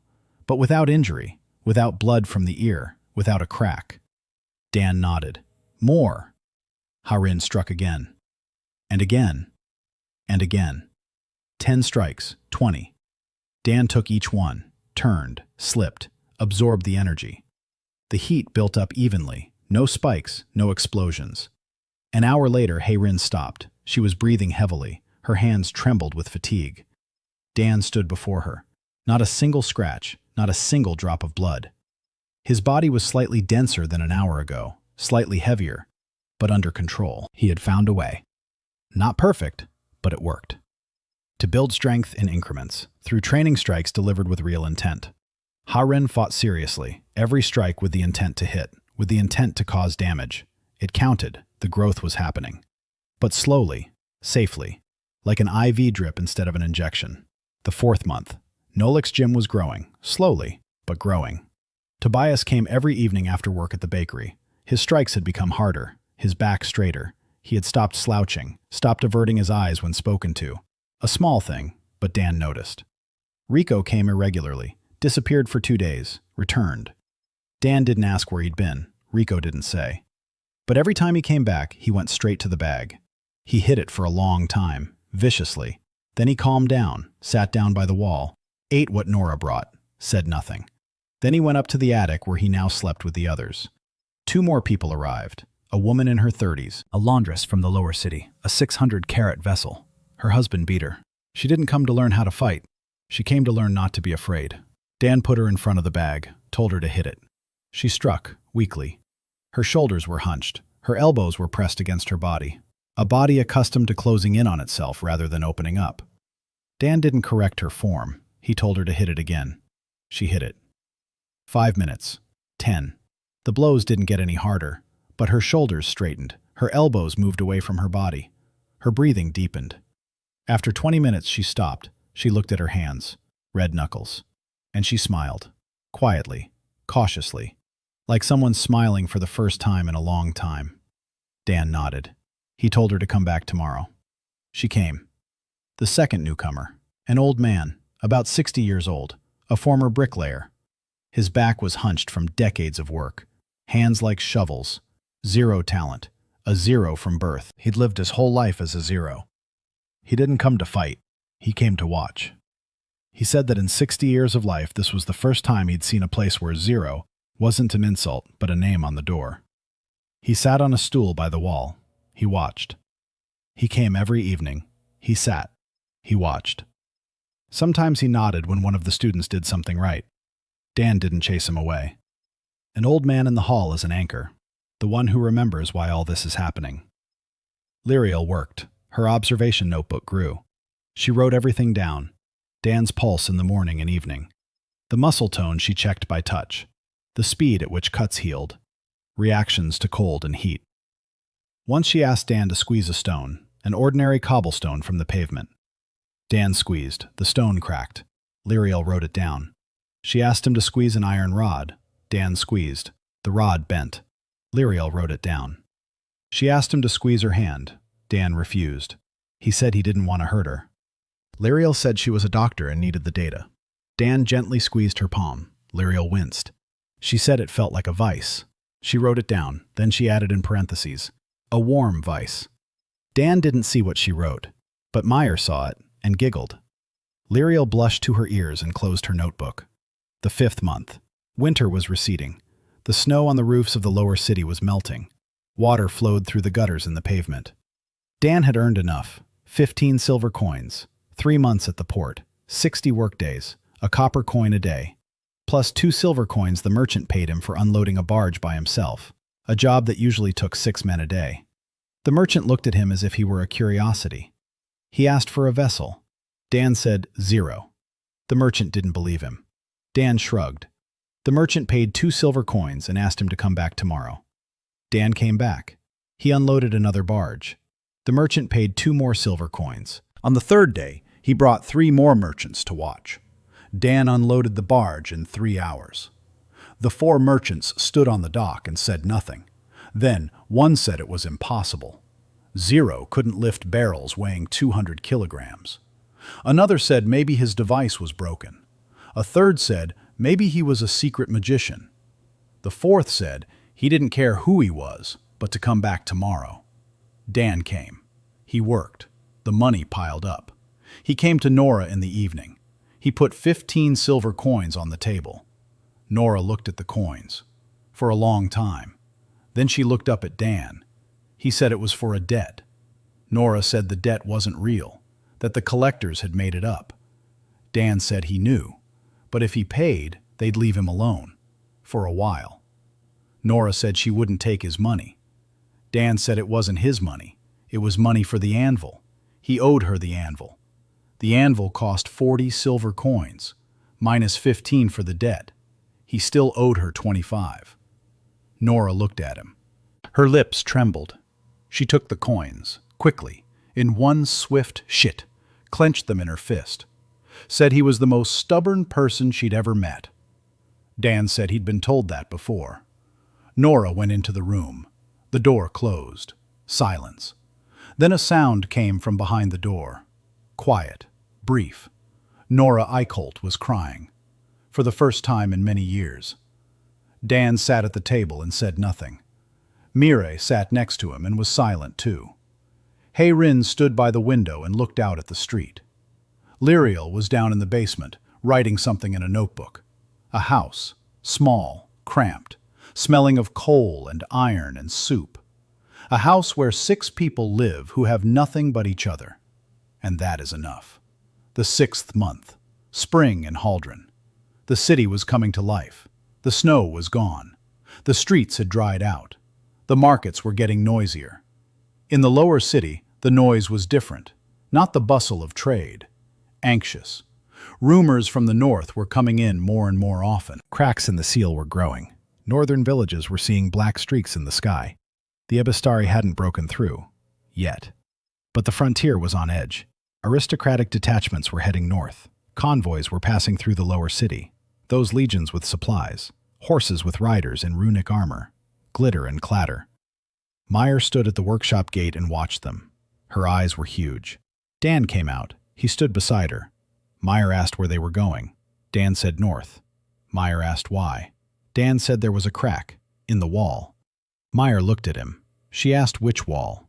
Dan didn't answer. He was thinking about the wall from his dream. About the cracks. About the black cold. Meyer didn't ask any further. She had learned to understand when Dan was silent because he didn't want to speak, and when he was silent because he couldn't. A new student entered the hall. Not from the lower city. Dan realized this immediately from her posture. Her back was straight, not from work, but from upbringing. Her shoulders were broad, not from strength, but from the habit of wearing a corset. Her hands were slender, pale, not a single callus. A girl of about 18, short, fragile, shoulder-length light hair, gray eyes, an aristocratic face, delicate features, a pointed chin, dressed simply, too simply for who she was. A hooded cloak, a skirt, boots. Everything new, but without embroidery or runes. The clothes of someone who wants to look ordinary. She went down to the basement. She stood at the entrance. She watched. Meyer was going through a routine. Tobias was punching a bag. Rico was stretching in the corner. Harin stood against the wall with her eyes closed, meditating, or pretending to. The girl looked at Dan, said her name was Emma Holloway, Baron Holloway's daughter, that her vessel had died when she was 7, a botched family ritual. Since then, she's been a zero. She'd read the rumors about the Hall of Zeros. She came. Dan looked at her. He asked what she wanted. Emma was silent. Then she said quietly, "She wants to learn how to stand. Just stand, not fall when pushed." Dan nodded. He walked over to her. He said, "Stand up." Emma stood up, back straight, shoulders back, chin up, the perfect posture of an aristocrat, and an absolutely helpless position for anyone who understands combat. Dan placed his hand on her shoulder, gently. He pushed, very gently, like the wind. Emma swayed. She took a step back. She lost her balance. She grabbed the wall. She looked at Dan, her cheeks flushed. Dan said her body didn't know how to stand. It knew how to look. But it didn't know how to stand. Those are different things. He demonstrated. Feet shoulder-width apart, knees slightly bent. Weight evenly distributed on both feet. Center of gravity low. Not in the chest, in the abdomen. Back straight but not stiff. Flexible. Like a tree trunk that bends but doesn't break. Emma tried. Crooked. Uncertain. Dan corrected her. Knees softer. Relax your shoulders. Don't lift your chin. Chin parallel to the floor. Emma stood. Not pretty, not aristocratic, but she stood. Dan pushed her, a little harder. Emma swayed, but she didn't step back. She held her ground. She looked at her feet, then at Dan. Her eyes were wet. Dan didn't ask why. He told her to come back tomorrow. Emma came. Every day. For a month. Emma came to the basement and stood there. She just stood there. Dan pushed her. Gently at first. Then harder. Then from different sides. From the front. From the side. From behind. Emma fell. Got up. Fell. Got up. Meyer watched her with curiosity. She asked once why an aristocrat came to the basement to see the zeros. Dan said that Emma was a zero too. Meyer thought about it. She said that zeros come in different kinds. Dan said that zeros are all the same. None of them can light a candle. Meyer fell silent. Then she walked over to Emma. She stood silently beside her, also in a stance, small and thin next to small and thin. Dan pushed both of them at the same time. Meyer stayed on her feet. Emma swayed.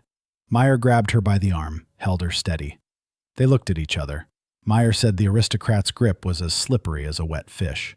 Emma said she'd never held a wet fish. Meyer said she'd teach her. It was the first day Emma smiled in the basement. 2 months later, Emma stood rooted to the spot. Dan was pushing with all his might. Such a shove would have sent an ordinary person flying 3 meters. Emma stood, feet on the ground, knees soft. Her center of gravity was low, her back was supple. Not a beautiful aristocratic back, a fighting back, a working back. The back of a person who knows that the ground beneath her feet holds her up. Dan nodded. He said, "Good." He said she was ready. Emma asked what for. Dan asked when she had last been home. Emma froze. Her face went pale. She said 3 years ago, when she ran away. Dan asked if she wanted to go back. Not for good, just for one night. Emma was silent for a long time. Then she asked why. Dan said there are things you have to do standing up, and looking your father in the eye is one of them. Emma left in the morning, alone. Dan didn't go with her. It was her fight, not his. Meyer wanted to go. Dan said no. Meyer got angry. She stamped her foot. She went down to the basement to hit the punching bag. Ha-Rin silently cleaned her sword. Nora was silently forging. Lyriel was silently taking notes. Everyone was waiting. Emma returned in the evening. She entered the workshop in silence. She sat down at the table in silence. Everyone was looking at her. She raised her head. Her eyes were red. But not from tears, from something else. She said she had looked her father in the eye, that he looked away first, that she hadn't said a word. She just stood there, and he looked away. She fell silent. Then she stood up. She walked over to Dan. She wrapped her arms around his waist. She buried her face in his jacket. And she cried. Quietly. For a long time. She mumbled that she didn't know it was so simple, to stand there and look into his eyes, that it was so simple and so hard at the same time. Dan stood there. He put his hand on her head. He was silent. Nora turned away toward the stove. Mira sat in the corner, biting her nail. Ha-Rin stood by the window. Her face was expressionless, but her right hand was gripping the edge of the windowsill so tightly that the wood creaked. Lyriel took off her glasses. She wiped them, put them back on. Wrote a single line in her notebook. Nolik's Hall had become known, not famous, known. In the lower city, people knew of it. A place where they teach you to stand on your own 2 feet, without magic, without runes, without a vessel. People came, not in crowds, one by one, 2 at a time. They stood silently at the entrance. They asked if they could. Dan said yes, always yes. The only rule: don't kick a man when he's down. Don't hit the weak. Don't hit those who don't want to. 3 rules, 3 laws. Whoever breaks them leaves, forever. No one broke them, because the people who came to the basement to zero were people who had been beaten their whole lives. They knew what it was like, and they didn't want to do it to others. One evening after practice, Heirin was sitting on the porch. Dan came out. He sat down next to her. They were silent. A purple sky, a crescent moon, a warm breeze from the river. Heirin spoke, quietly, without preamble. She said her sister's name was Min Sun. That Min Sun was born 3 minutes after Heirin, with 9,000 carats, the pride of the clan, the hope of a generation. Heirin was born with 3,200. The clan decided that the twins would share the vessel, that Heirin had stolen part of her sister's mana in the womb, that without Heirin, Min Sun would have had 12,000, a record, a legend. But because of Heirin, only 9. Heirin was banished at 14. They gave her a broken sword, a family heirloom, but broken, a symbol. You are our blood, but we don't need you. 4 years as a mercenary, 4 years of sleeping on the ground and working for pennies, 4 years with a sword on her back that reminded her she wasn't good enough. Dan listened. He didn't. When she fell silent, he said one thing, that a sister is a different person. The sword is her sword, and the hand that holds it is hers too. No one has the right to take that away. Heirin turned her head. She looked at him for a long time. Then she turned away. She was silent for a minute, too. Then she slowly leaned in. She rested her head on his shoulder. She said nothing. Neither did Dan. They sat there, a cracked moon above the rooftops, the wind from the river, silence. A year in Airville. Dan sat on the workshop porch and counted. A year. 365 days. Days of another world, another sky, another life. In Cleveland, he would be dead. Or lying in a coma in a cheap ward at the city hospital. Here he is alive. Here he has a home, Nora's workshop. He has a family, a strange one, pieced together from the wreckage, but a family. A blacksmith's wife who swears like a cobbler and cooks the best stew in the lower city. A mercenary who rests her head on his shoulder and says nothing. A priestess who records his pulse in a notebook with a leather-bound spoon. A girl with a burned hand who beats a sack every day, and every day the sack swings a little harder. An aristocrat who has learned to stand. A pickpocket who has stopped stealing. A baker who has stopped slouching. A laundress who has stopped being afraid. An old man who sits by the wall and nods. Nolik's Hall. 3 sacks, a rope ring, an oil lamp, and him, Dan Carver, 0 carats. 80 kilograms, a body denser than granite, the heart of an ordinary man. In the morning, a carriage pulled up to the workshop. Dan saw it from the window. Black, no coats of arms, no monograms. 2 jet black horses, a coachman in a gray cloak. A carriage for those who don't want anyone to know who's arrived. The door opened. A man stepped out of the carriage. Tall, thin, white hair down to his shoulders, an ageless face. Could be 30, could be 60. Light eyes, almost transparent. Simple clothes, a gray cassock, no adornments, no runes. A single symbol on his chest, a silver eye on a chain. He walked into the workshop, didn't knock, just walked in, as if he owned the place. Nora was standing by the anvil. She saw the symbol on his chest. She turned pale. Dan was coming down from the room. He saw the man. He saw Nora. He saw the fear on her face. Nora was rarely afraid. Nora was afraid only when there was something truly to fear. The man in the gray robe looked at Dan. He smiled. The smile was gentle, warm, and completely empty, like a smile painted on a wall. He said his name was Vesper Cold, Archon of the Silver Eye, Grand Inquisitor.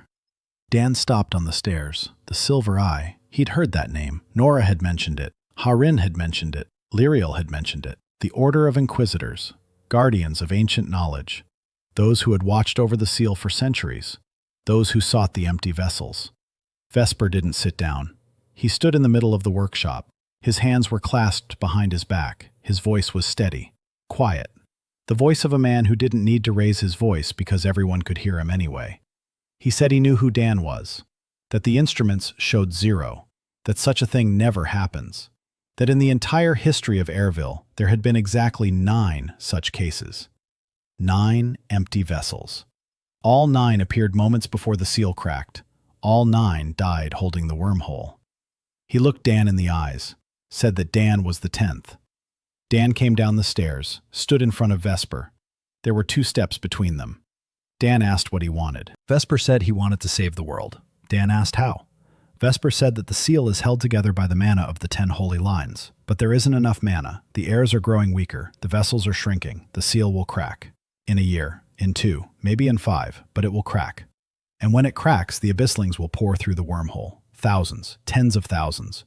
Creatures without magic, with physical power that surpasses anything human. There is only one way to stop them. An empty vessel. A body that grows stronger with each blow. A body that can be pumped up to such density that it becomes a living wall. A living seal. Dan listened. His face was stony. Vesper continued. He said the plan was simple. Dan would be taken to the dungeon beneath the great temple. There they would beat him, with ritual whips, day after day, month after month, year after year. His body would grow stronger, his strength would grow, and when the seal cracked, he would stand at the wormhole and block it with his own body. Just like the 9 before him. He would live. For a long time. Maybe 100 years. Maybe 200. Chained to the wormhole. A living wall. A living lock. To them, he is not a man. He is material. A tool. A battery through the beating. Dan was silent. It was quiet in the basement. Meyer was downstairs. He could feel it. She was listening. Through the floor. Through the cracks in the floorboards. Vesper waited, patiently, with that same empty smile. Dan asked one thing. He asked if Vesper knew what happened to the internal organs of an empty vessel when it was beaten too hard. Vesper blinked. For the first time, his face twitched. Dan said he knew, that the body grows strong on the outside while inside it remains fragile, that the heart can't keep up, that the brain can't keep up, that if Vesper beats him day after day with whips as he pleases, in 6 months his body will be indestructible, but his heart will stop. Vesper was silent. Dan said that the 9 empty vessels before him had not died at the wormhole. They had died in the dungeon. From beatings. They were killed by those who wanted to use them. Vesper was silent. His smile vanished. For the first time, his face was real. Old. Tired. Frightened. Not for himself, because Dan might be right. Dan said one more thing. He said that if the seal cracks, he'll go to the wormhole. On his own. Not because he'll be forced to, because there are people behind him, and he would stand between them. That's what he's good at, standing between. But he would go on his own 2 feet, not in chains, and not from the dungeon. Vesper stood motionless. He looked at Dan, then he nodded slowly. He said he would wait, that he had time, that he was patient. He turned around. He walked toward the door. He stopped. He turned back. He said there were records in the dungeons of the great temple, the names of all 9 empty vessels, and among them, one name Dan should see. He left. The carriage drove off. Silence. Nora stood by the anvil, white as chalk. Dan walked up to her, said everything was fine. Nora looked at him, said nothing was fine. That the silver eye wouldn't back down, never. That if Vesper said he'd wait, then he really would wait, but he wouldn't leave. Dan nodded, said he knew. Meyer rose from the basement. She stood in the doorway, small, angry.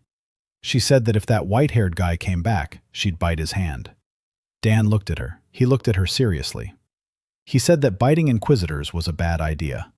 Meyer said she didn't care. Dan crouched down in front of her. He put his hand on her head. He said he wasn't going anywhere. That there would be no basement and no chains. That he was here. Meyer looked him in the eyes, testing him, looking for a lie. She didn't find one. She nodded. She went down to the basement. A minute later, the sound of blows against a bag came from there. Rapid, angry, furious. Meyer was beating the bag, and every blow was a response to the white-haired man in the gray robe. 2 weeks had passed since Vesper's visit. The city seemed not to have noticed. The carriage arrived and left.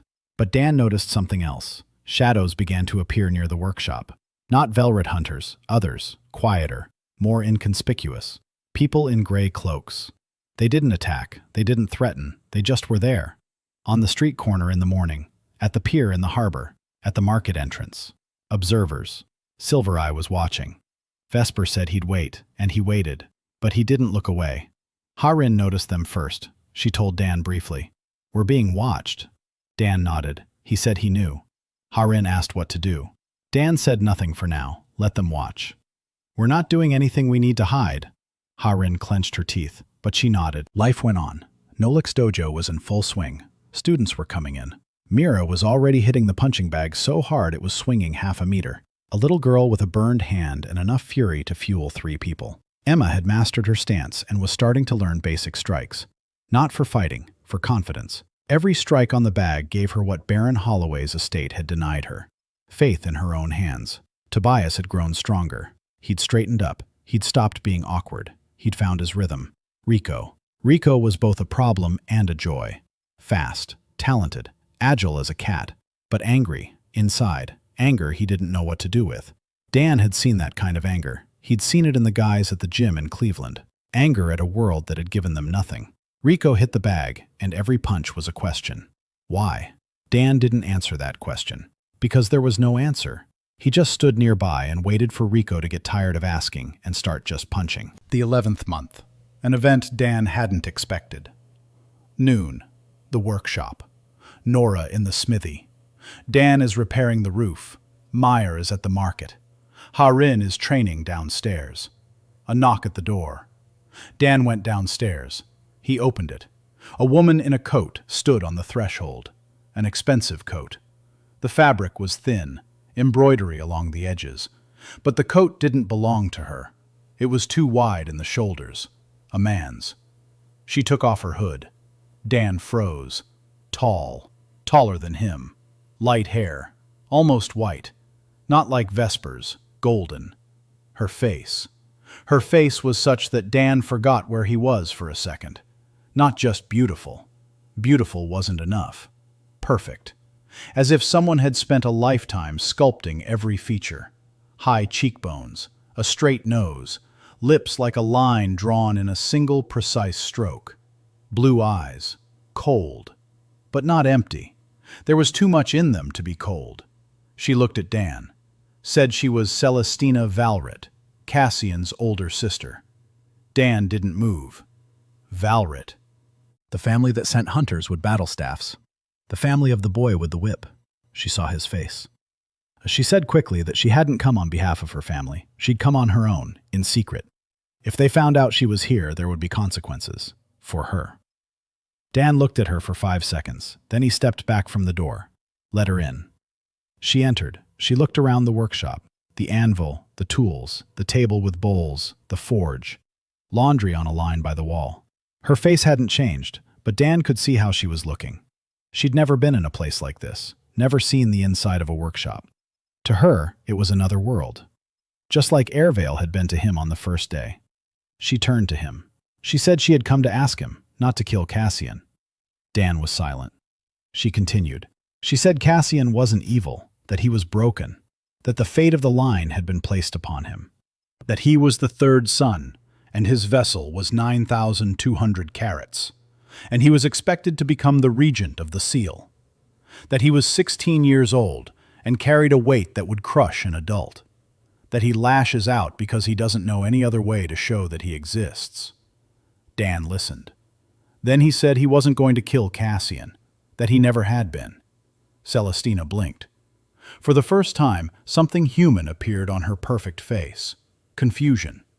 She said the hunters, the staffs, the rib. Dan nodded, said he remembered. But the boy wasn't to blame for what his family did in his name. Celestina looked at him, for a long time, as if searching for a catch, a trap, a hidden meaning. She didn't find one. Dan asked if she had eaten today. Celestina froze. Her mouth opened slightly, then closed. She said she didn't understand the question. Dan repeated it.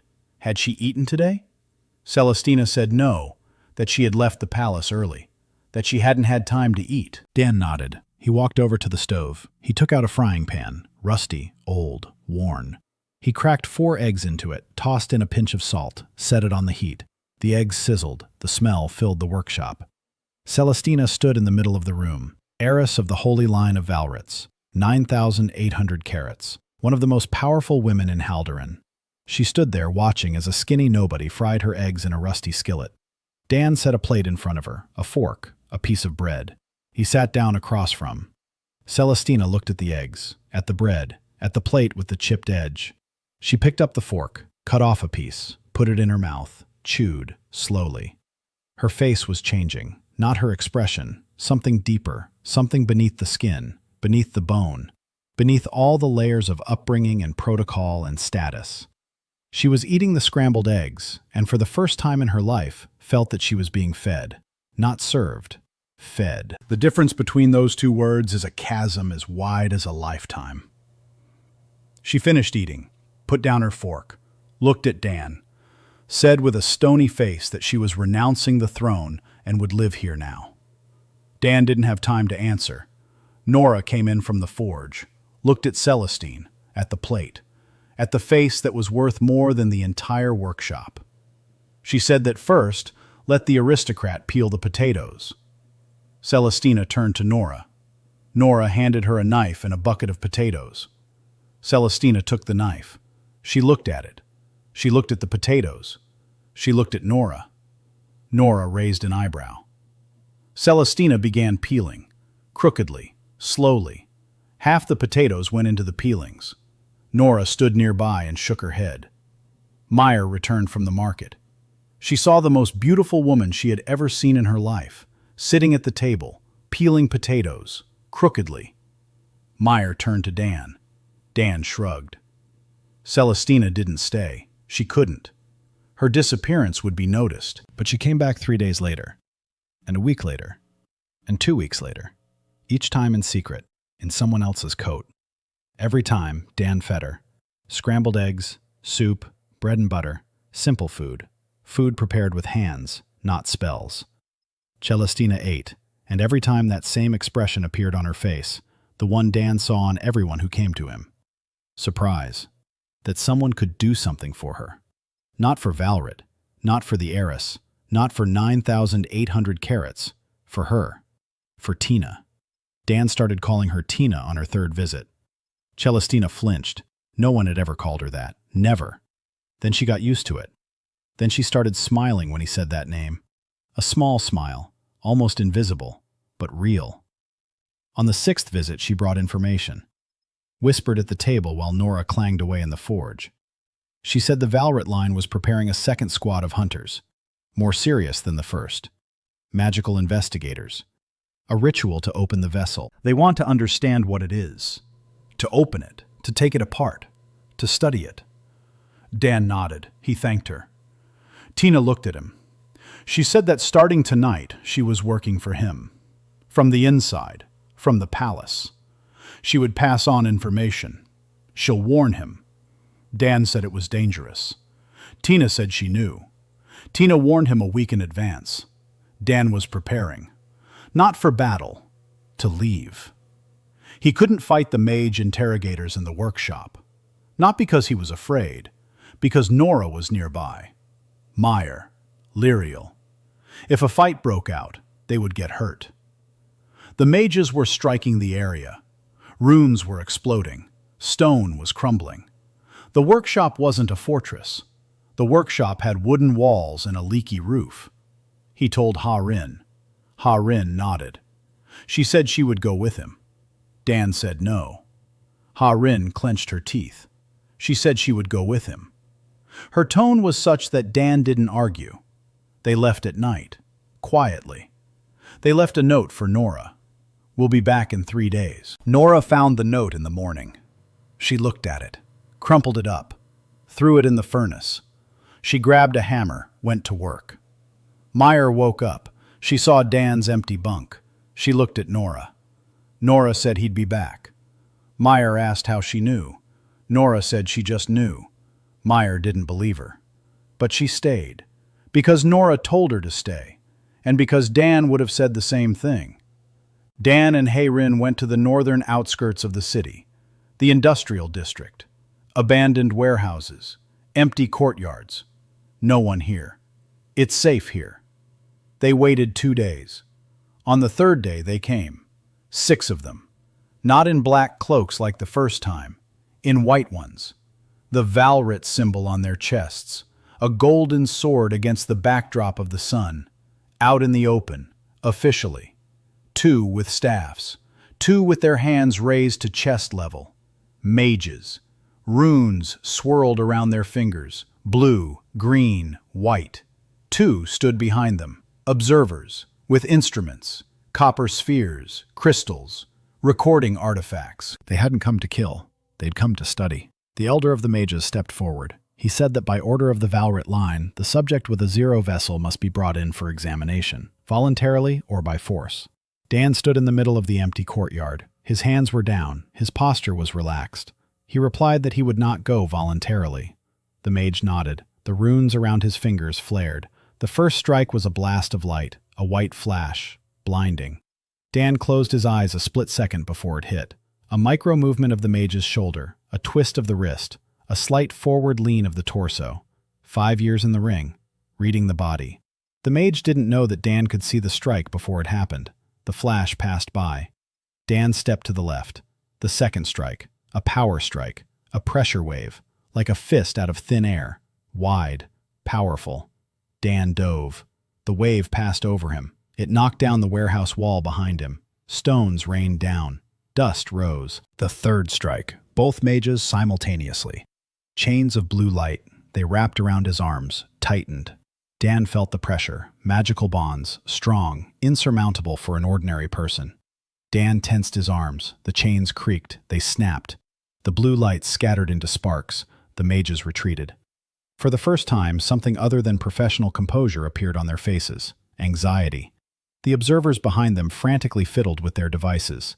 The copper spheres hummed. The crystals flickered. The instruments still read 0. 0 carats. A 0 vessel. But the chains of blue light that would have held a warrior with 5,000 carats had just snapped like threads. It defied every theory. The senior mage raised his hands. The runes around his fingers glowed brighter, red, battle runes. He was about to strike in earnest. Hei-Rin stepped out of the shadows of the warehouse, quietly, like a cat, sword in hand, reforged, with a new balance. She didn't attack the mages. She stood next to Dan, back to back, sword raised. No mana, pure body. The senior mage looked at her, recognized her. The Sun Clan, an outcast. 3,200 carats. He snorted contemptuously. He struck. A fireball. The size of a human head. It flew fast. Dan stepped forward, stood in front of Hei-Rin, took the fireball in his chest.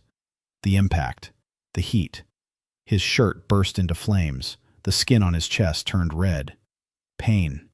Magic damage. A small gain, but a gain nonetheless. Dan smothered the burning fabric with his palm. He looked at the mage.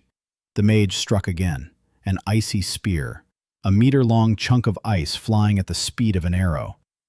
Dan twisted his torso. The spear slid along his ribs. The ice shattered against his skin. Shards rained down onto the ground. Dan didn't flinch. The mage turned pale. Heir moved. While Dan took the blows, she worked, quickly, precisely, without mana. Pure body. The sword in her hand was an extension of her arm. She slashed at the legs of one of the warriors with a staff. He fell. She struck his temple with the hilt of her sword, precisely, carefully, not to kill, just to knock him unconscious. The second warrior with the staff struck. Heir dodged, a duck, just like Dan taught her. Body down, head to the side. The staff whizzed past. She struck from below. With her fist, her left, to the chin. The warrior flew 2 meters. He fell. He didn't get up. 2 warriors, 2 seconds. Not a single drop of mana. The mages retreated. The observers ran. The senior mage stood alone. He looked at Dan. At the scorched shirt. At the skin beneath it. Red from the burn, but intact. At the icy shards at his feet. At his warriors on the ground. At the woman with the sword who had just taken down 2 fighters with her bare hands. He lowered his hands. The runes went out. He said one word. Impossible. He turned around. He left. With quick steps, without looking back. Dan stood in the middle of the courtyard. A scorched shirt, red skin, a scrape on his ribs from the icy spear. His body hummed with heat. The gain was small. The magical damage did little, but every blow counted. Every blow added a drop to the ocean. Heir approached. She looked at his chest, at the burn. Her face was impassive, but the hands with which she removed the scorched fabric from his shoulder were trembling. Just a little. Dan noticed. He didn't say anything. Heir said they needed to go to Liriel. Dan nodded. They walked back, through the empty streets of Haldoran at night, in silence, side by side. They returned to the workshop toward morning. Nora hadn't been sleeping. She was sitting at the table. The tea had long since gone cold. She saw them. She saw the burn. She saw the scrapes. She stood up. She went silently to get bandages. Liriel was sleeping in the basement. Heir woke her up. Liriel jumped up. She saw Dan. She grabbed a notebook. Then she put the notebook down. She grabbed the bandages. Then she put the bandages down. She grabbed the ointment. Her hands were shaking. Dan sat down on a stool. He said calmly that everything was fine. Liriel said that nothing was fine and that he was an idiot. She began treating the burn. Her hands stopped shaking. The work was calming. Familiar movements. Ointment. Bandage. Check. Ointment again. Meyer sat on the stairs, watching, silently. A glove on her left hand. Her right hand clenched into a fist. A small fist. Angry. Dan looked at her. He winked. Meyer didn't smile, but she unclenched her fist. In the morning, Dan was lying on the cot. The burn was healing. Fast. Too fast. Liriel was taking notes. 2nd-degree burn. Area. 20 square centimeters. Healing rate. 6 hours until skin regeneration begins. 12 hours until complete closure. She wrote it down and underlined it. Impossible. Dan said he'd been hearing that word a lot lately. Liriel didn't smile. She took off her glasses, wiped them, put them back on. She said seriously, his body is recovering faster with every passing month. Muscles, bones, skin. Everything is getting stronger and regenerating faster. But the heart. Resting heart rate, 42 beats per minute. It was 60 when she started taking notes. The heart is slowing down, not weakening, slowing down. As if the body around it is becoming so strong that the heart needs less effort to pump blood. But if the increase is too sudden, if the difference between the body's density and the heart's power becomes too great, she didn't finish. She didn't need to finish. Dan nodded, said he knew. Liriel said she needed more data, that she wanted to check his blood, his breathing, his reflexes, that she wanted to understand how the enhancement worked at the tissue level. Dan said he was all hers. Liriel blushed, said she meant medically. Dan said he was too. Liriel blushed even more, jotted down something in her notebook. She closed it. She left. Mireille giggled from around the corner. Dan threw a pillow at her. He missed, on purpose. Tina came by in the afternoon, pale, tense. She said the mages had returned and reported. that the report had gone to the head of the line, that the head of the line was furious, that next time they wouldn't send 6 but 20, and not mage investigators, but a combat unit. Dan listened, nodded, then said he couldn't keep running forever, that diverting the fight away from the workshop every time was a temporary solution. He needs something else. Tina asked what. Dan thought. Then he said, Cassian. Tina flinched. Dan said it all started with a boy in an alley, with a whip, with humiliation. Cassian feels humiliated. His family feels humiliated. They'll keep sending people until their honor is restored, or until they kill Dan, or until Dan kills them. He doesn't like any of those options. There's a fourth. Tina asked what it was. Dan said he wanted to meet with Cassian. Tina arranged a meeting in 10 days, not at the palace, not in the workshop, on neutral ground. An old bridge over the canal in a mid-sized town. Midnight. No witnesses. Tina swore Cassian would come alone. Dan swore he would come alone too. Harin said it was a trap. Dan said it was possible. Harin said she would go with him. Dan said no. Harin clenched her teeth so hard her jaw turned white. She said that if he didn't return by dawn, she would come for him. Dan nodded. It was honest. Nora said nothing. She handed him a jacket, warm, mended, embroidered in large stitches on the lining. Come back. Dan saw it. He put on the jacket. He didn't say anything. He didn't have to. The bridge was old. The stone railing was covered in moss. The streetlight on the pole burned dimly. The water below was black and still. Dan arrived first. He stood by the railing. He waited. The moons were shining, both of them, the whole one and the cracked one. Footsteps sounded 10 minutes later. Light, quick, nervous. Cassian Velrit stepped out of the darkness. A year had passed since the alley. The boy had grown. He was taller. His shoulders were broader. But his face was the same. Golden hair, chiseled features, and his eyes. Angry, frightened, proud, all at once. He stopped 5 paces away, hand on his belt, a new whip at his belt, a runic pommel, a replacement for the one Dan had crushed a year ago. They stared at each other. Cassian spoke first. His voice was hoarse, teenage, but well-trained. He'd been taught how to speak.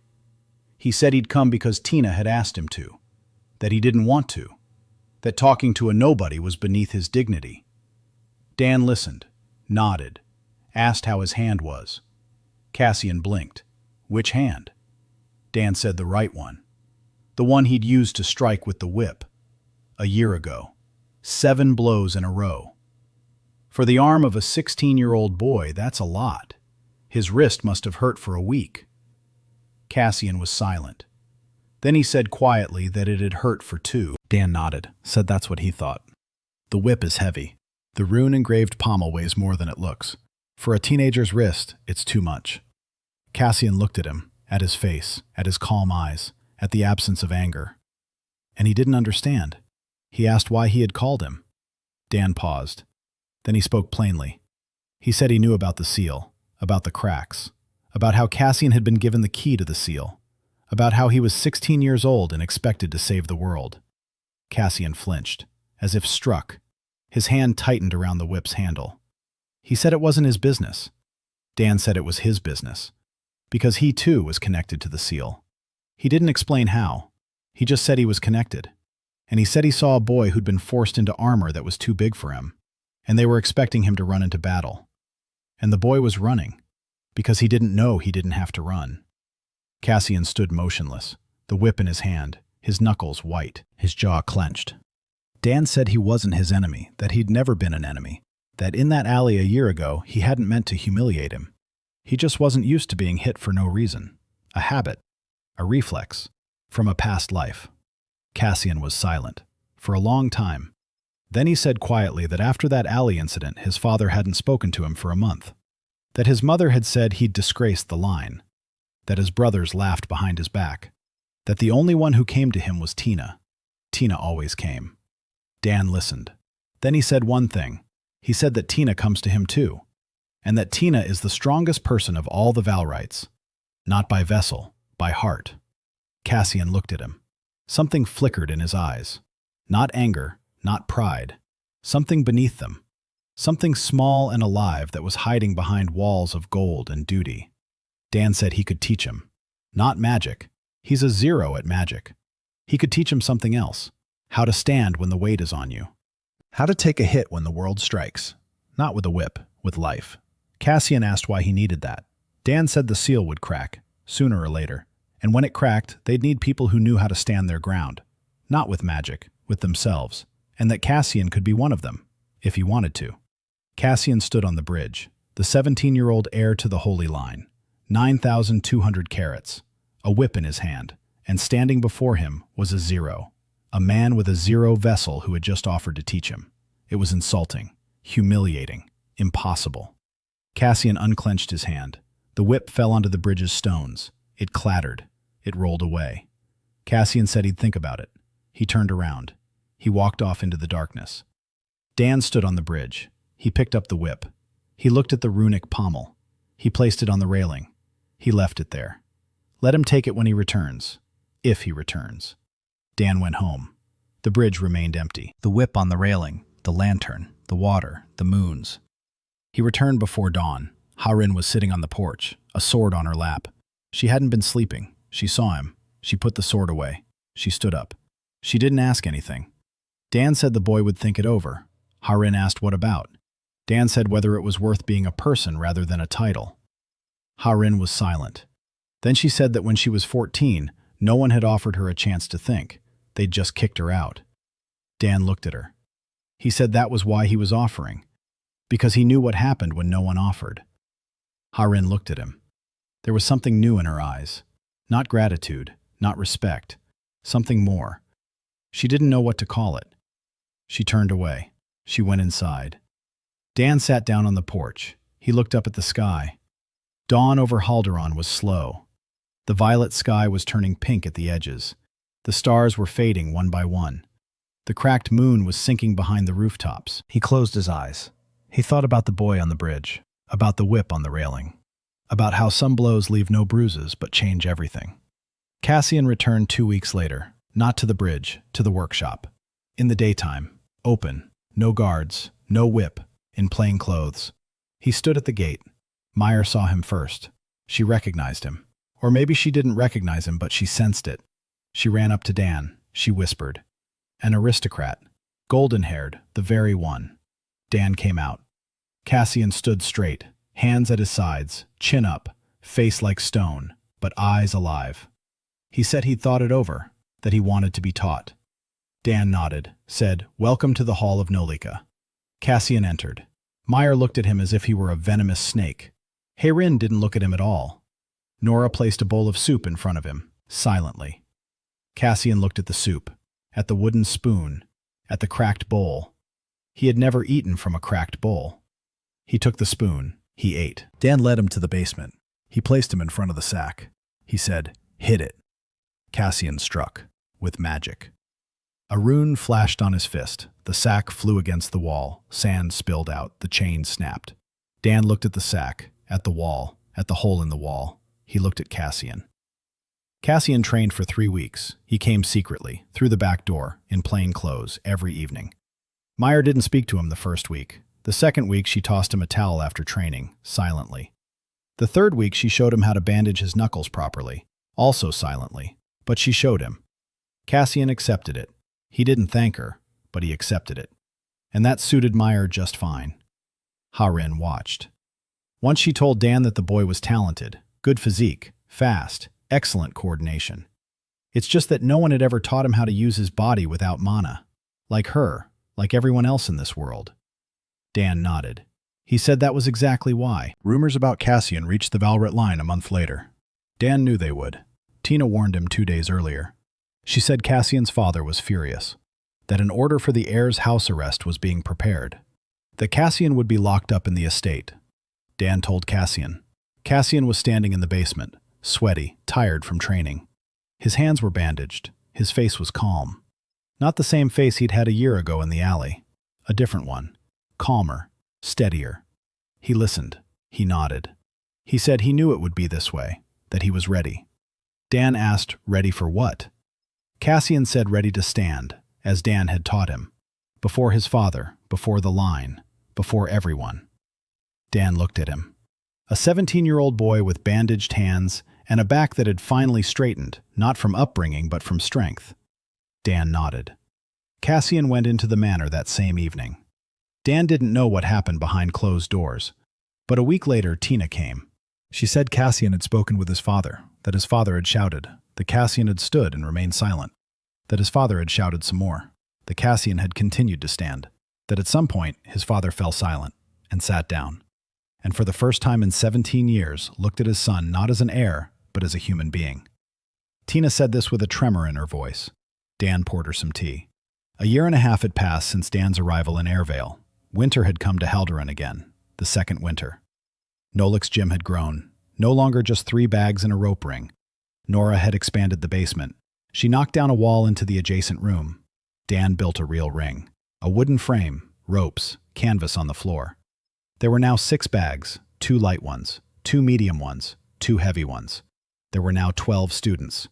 Tobias, Rico, a laundress named Elva, Old Brand, the bricklayer, who still sat by the wall but now sometimes stood up and showed the newcomers how to stand. He didn't hit anyone. He just stood there, with the straight back of a 60-year-old nobody who had finally found a place where his back meant something. 4 more arrived in the fall.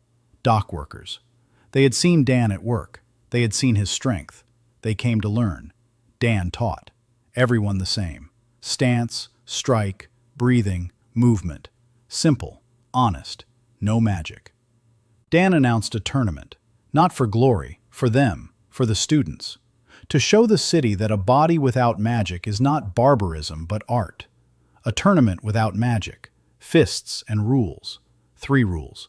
Don't hit a man down. Don't hit after the bell. Respect your opponent. Nora said he was crazy. Lyriel said she was preparing bandages. Harin said she'd be the referee. Meyer said she'd win. Dan said we'd see. The tournament was held at the port, in an open area by the pier. The foreman set aside a spot as a favor. Dan worked for him for 3 days for free. Spectators arrived, not many, about 50 people. Porters, fishermen, merchants from the lower city, curious onlookers from the middle city. A ring made of planks and ropes, a sailcloth, Lyriel with a bag of bandages at the edge, Nora with a bucket of water. Meyer in the corner of the ring, jumping in place, Emma beside her, back straight, arms bandaged, slender wrists, steady gaze. The fights were short, rough, clumsy, but real. Tobias fought a dock worker, lost, got up, shook his hand. The dock worker shook it back. Rico fought Rico from the lower city, won, quickly, skillfully, laughed. For the first time in Dan's memory, Rico laughed not out of anger but out of joy. Elva faced a woman twice her size. She lost in the first round. She got up. In the second round, she held her ground. In the third, she landed a right straight to the chin. The woman staggered. Elva won. She stood in the middle of the ring, small, with her hands bandaged. And she cried. Not from pain, because she had just won, and her hands had done it. The crowd was silent. Then someone clapped. Then someone else. Meyer fought a boy a year older, small, fast, mean. 3 punches, 2 dodges, 1 dive she'd copied from Dan, a left hook to the liver. The boy doubled over. Meyer stepped back. She waited. The boy straightened up. Meyer didn't finish him off. She looked at Dan. Dan nodded. She understood. Don't hit a man when he's down. Don't hit someone who's already had enough. The boy surrendered. Meyer held out her hand to him, her left, in a glove. The boy looked at the glove, at the burned hand beneath it. He took it. He stood up. Meyer smiled. Without the glove. The final. Dan stepped into the ring, wearing a mask, a simple cloth mask over his face. He didn't want to be recognized. The zero who breaks artifacts and doesn't go down from blows. Too conspicuous. Standing opposite him was the champion, not from the lower city, from the middle city.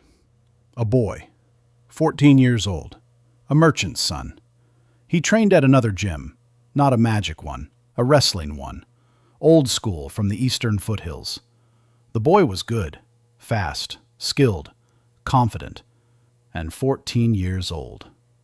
Dan looked at him through his mask. He saw the kid. He saw Cassian in the alley. He saw himself at 14, skinny, angry, with his first pair of gloves which were 2 sizes too big for him. The fight began. The boy struck first. A quick jab, a good one. Dan took it, didn't respond. The boy struck again, a flurry, jabs, crosses, hooks, clean technique. Dan blocked, dodged, ducked, didn't strike. The boy pressed forward. Dan retreated. 2 rounds. The boy was racking up points. Dan led him. In the 3rd round, Dan landed a single punch, a light one, a jab to the shoulder, a warning.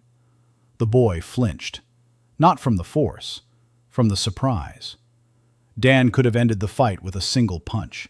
He could have ended it in the first second. But the boy is 14, and it's more important to him to leave the ring proud than broken. The fight ended. The boy won on points. The crowd roared. The boy jumped around the ring. His father shouted from the stands, happy. Dan stood in the corner. He was smiling under his mask. Ha-Rin stood by the ring. She knew. She saw every punch Dan didn't throw, every opportunity he missed, on purpose. She looked at him through the mask, and in her eyes was something she could finally name. Lyriel stood next to her. She knew too. She saw it too. She wrote it down in her notebook. 1 line. The crack in the moon had widened. Dan wasn't the only one who noticed.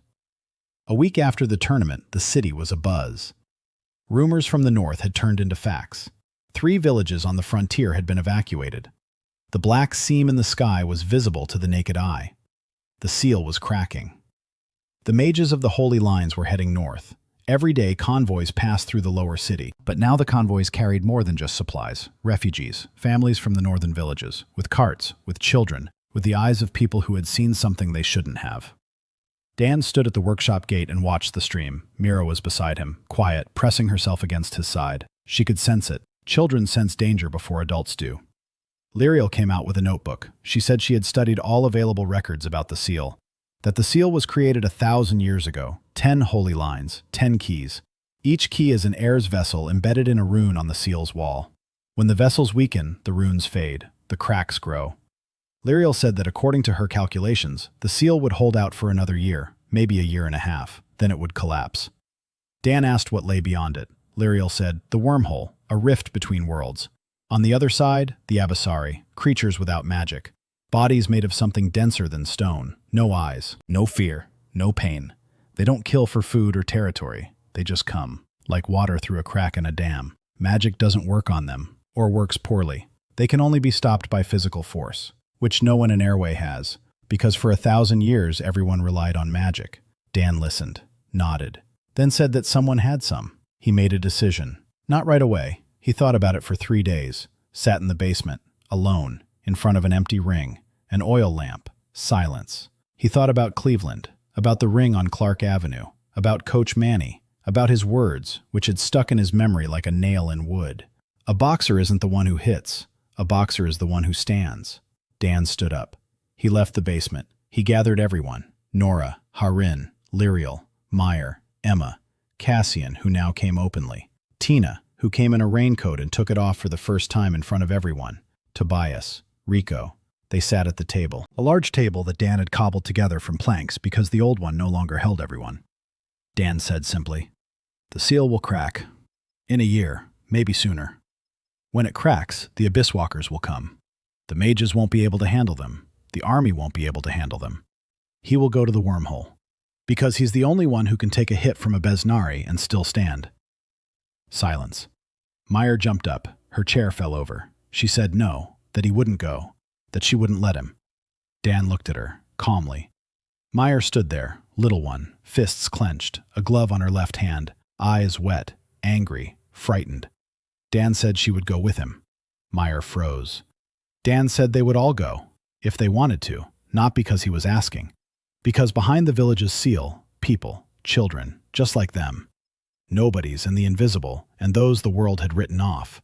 And if the seal collapsed, they would be the first to die, because the aristocrats would lock themselves away in the cities, and the common folk would be left out on the road. Nora stood up. She walked silently into the smithy. She returned with a hammer. She placed it on the table. She said it was Gareth's hammer, that she had kept it for 10 years, that if they were going north, the hammer was going with them. Ha-Rin placed her palm on the hilt of her sword. She said nothing. She didn't need to. Lyriel closed her notebook. She took off her glasses, wiped them, put them back on. She said she needed to get more bandages. Emma straightened her back, looked Dan in the eyes, nodded, in a single motion, without words. Tina sat motionless, then said quietly that the Velrit line must be with the seal, that she would talk to her father, that if the line refused, she would go herself. Cassian looked at his sister, then at Dan. He said that he was a Velrit, that the seal needed his key, that he would go. Not because he was ordered to, because he chose to. Rico raised his hand. He said that fighting demons sounded interesting. Tobias didn't raise his hand, but he didn't leave either. Dan looked at them, at everyone, at the people around the table he'd cobbled together from planks, at the family he hadn't chosen but that had chosen him. He said, "All right, we have a year of training." Dan trained everyone, every day. Physical training in the morning, running through the lower city, push-ups, squats, simple things. Things that were considered pointless in Airvale because why train your body when you have mana? Technique in the afternoon, strikes, blocks, ducks, partner work, Meyer with Emma, Tobias with Rico. Ha-Rin trained Cassian, a former mercenary with 3,200 carat taught the heir with 9,200, and he listened, because she struck faster than he could keep up, without mana, pure Rose. In the evening, Dan sparred with Ha-Rin. She fought seriously, every strike with intent. His body was getting stronger, in increments, controlled. Lyriel was taking notes. Every day, heart rate, density, reflexes, healing speed. Her notebook turned into 3 notebooks, then 5. She systematized it. She plotted graphs on paper. She calculated growth curves. Once she showed them to Dan.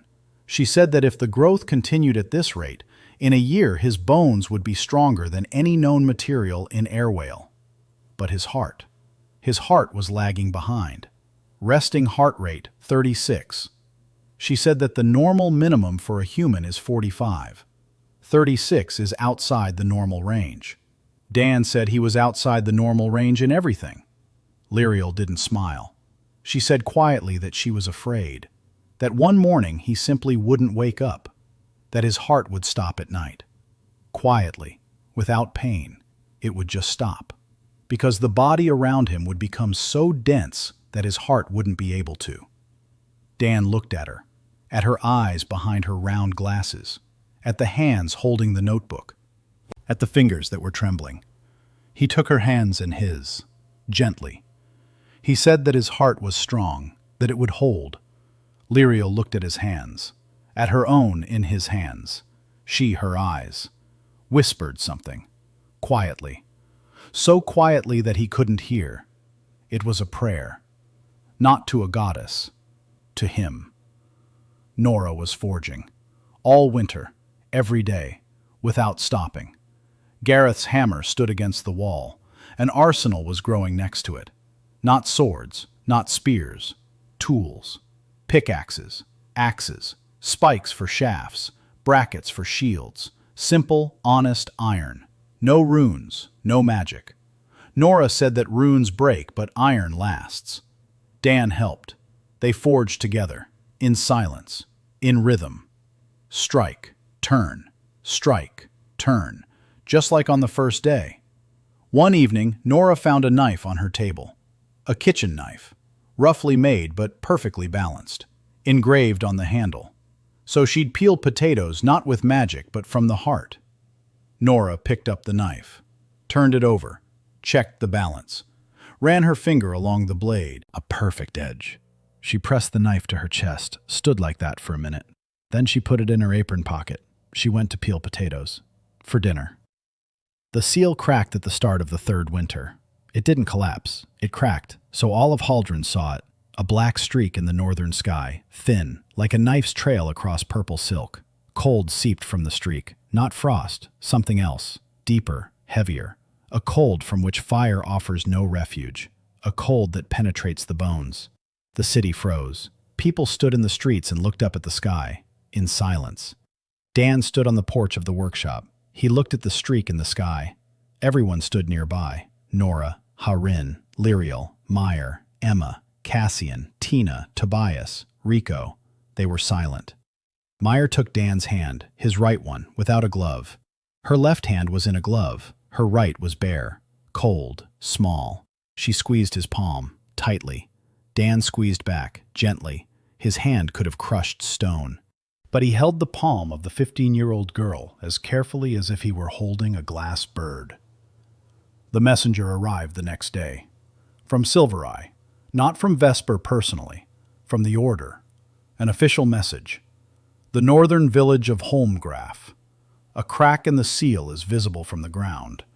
The first abyss dwellers have been spotted in the forest north of the village. 3 individuals. The aristocratic forces are retreating. Magic has no effect on them. The village is doomed. Dan read the letter. He set it on the table. He looked at his people. He said one word. Let's get ready. They gathered within a day. Nora closed the workshop. She locked the door. She stood by the gate, ran her hand along the doorframe. 20 years. This workshop had been her life. She turned, took the hammer, left. Didn't look back. Harin took a sword, reforged, balanced for her hand, for her wrist, for her grip. Lyriel took a bag, bandages, ointments, notebooks, all 5. Meyer put on her boots, those very ones, bought by Dan. The soles were worn down, the laces had been replaced twice, but the boots were sturdy, just like she is. Emma put on her cloak, back straight, chin parallel to the ground, a stance. Cassian put on a simple jacket, no crests, no gold. Tina put on her traveling cloak, that very one, a stranger's, a man's, the one she wore when she first arrived. Tobias took the axe that Nora had forged. Rico took 2 knives, long, sharp. He grinned. Brand, the old mason, came to the gate. He said he was too old for battle, but he would wait, here, in the lower city. He would keep Nolik's Hall open until they returned. Dan looked at him. An old man with a 0 vessel and a straight back, an anchor. He shook his hand. Brand squeezed hard, very hard for a 60-year-old 0. The journey north took 6 days, on foot, along the road, past villages, past convoys of refugees. People were heading south, they were heading north. Those coming the other way looked at them. At the small detachment, without coats of arms or runic armor, a blacksmith's wife with a hammer, a girl with a sword, a woman in glasses with a bag, a girl in boots, a slender aristocrat in a cloak, a beautiful woman in a stranger's cloak, a boy with golden hair, 2 teenagers, and a skinny, sinewy guy in front, in a plain canvas t-shirt, without weapons, without armor, without stones on his belt, nothing. Those coming the other way watched and didn't understand where they were going, or why. Dan didn't explain, he just kept walking. Holmgraf. A small village. Wooden houses, a palisade, roofs covered in snow. When they arrived, the village was half empty. The elderly and those who couldn't walk. Women with children. A magical squad of 8 warriors with sullen faces stood at the gate. Their commander looked at Dan, asked who they were. Dan said they were reinforcements. The commander looked at their squad, at the blacksmith with the hammer, at the girl in boots, said he needed mages, not a circus. Heirin stepped forward. The commander looked at her, at the sword, at her eyes, and fell silent. Because in Harin's eyes there was nothing but absolute readiness to kill anyone who stood between her and what needed to be done. The commander stepped back. Let them pass. They entered the village. Dan looked around. The crack was visible, above the forest to the north. A black seam in the sky, wider than in Haldren. Closer. Cold seeped from the seam. The snow around the village wasn't white, it was gray, as if the light couldn't reach the ground through that blackness. Tina knelt by the northern wall of the village. She raised her hands. 9,800 carats. Mana poured from her like light, golden, warm. She was trying to stabilize the crack. Slow it down. Buy time. Cassian stood beside her. His mana joined hers. 9,200 carats, 2 Velrits, 2 keys to the seal. They worked together, brother and sister. The crack slowed. It didn't close, but it slowed. Lyriel organized the evacuation. Quickly, precisely, as if she'd been doing this her whole life. The elderly onto the carts, children to their mothers. Bandage the wounded, fetch water, take food, move, now. Emma helped, back straight, hands on the elder's shoulders, voice steady, calm. She spoke, and people listened, because in her voice was what Dan had taught her. Dignity. Not a title, dignity. Meyer ran between the houses, quick, agile. She knocked on doors. She shouted that they had to leave. Nora stood at the gate, a hammer in her hands, just like 20 years ago, just like Gareth. Harin stood beside her, sword drawn. They came at night. Dan heard it first. Not a sound, a vibration. The ground shook, faintly, then stronger, then again. Footsteps, heavy, inhuman. 3 figures emerged from the forest, huge, the size of a bull, gray, smooth. No eyes, no mouths, heads like stones, long arms, fists like anvils, abyssal. Dan looked at them for the first time. Lyriel had described them in the texts, but text is text, and reality was 3 creatures walking through the snow, the ground trembling beneath them. The mage squad struck first. Fireballs, ice spears, lightning. Magic slammed into the abyss walkers, and nothing. The fire died on their skin, the ice shattered, the lightning ran off like water. The Abyssari didn't slow down. The mage's commander turned pale. He retreated. His squad retreated behind him. 8 mages, with runic armor, with artifacts, retreating from 3 creatures on whom magic had no effect. Dan took off his jacket. Under the jacket was a shirt. He took off the shirt. Under the shirt was a simple canvas undershirt. That very one, from Cleveland. Not that one, of course. Nora had sewn him one just like it.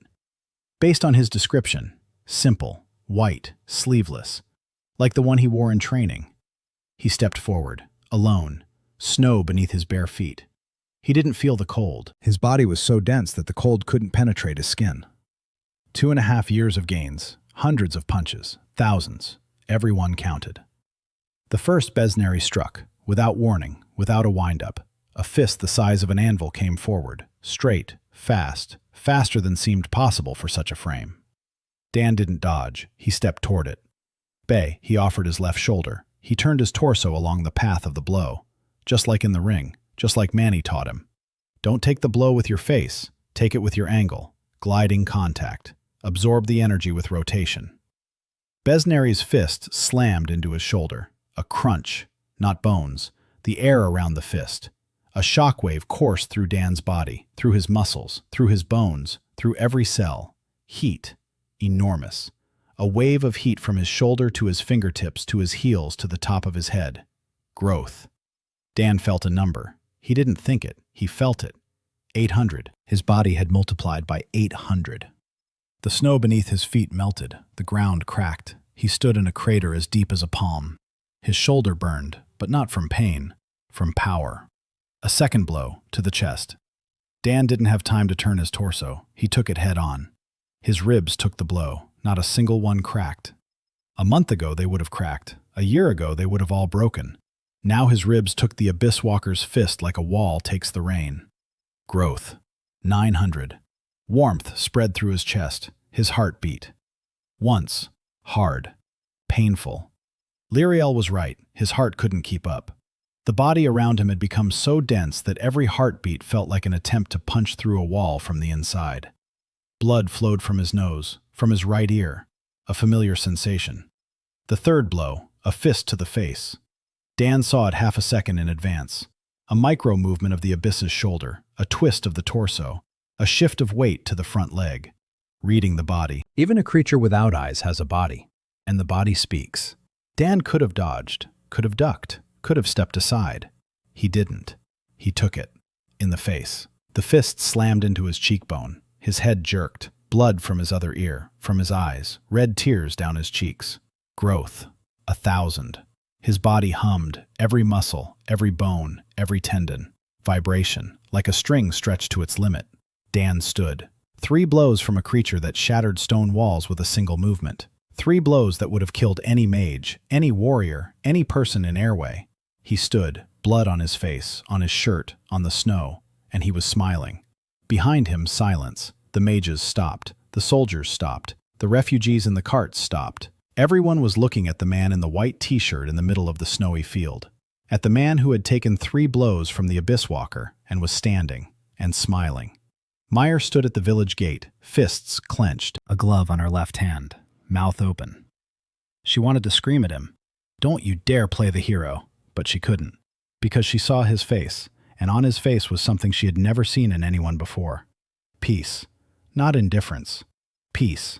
The calm of a man who is finally doing what he was created to do. Dan raised his right hand, slowly, clenched his fist, rotated his shoulder, lowered his chin, left hand forward, right hand by his cheek, a classic stance, a boxer's, Cleveland style. The stance of a guy from the docks who died in the ring and was reborn in a world where no one fights with their fists. Coach. He whispered it and saw for a second the empty gym on Clark Avenue, the rope ring, the smell of rosin, Manny's face with his ever-present cigarette. "I learned to take a punch. Watch." And he struck. A straight right. A cross. That very punch. The one that killed him during training in Cleveland. Marcus's right cross. But in the other direction. Not taken, but delivered. All the power. All 2,500 days of growth.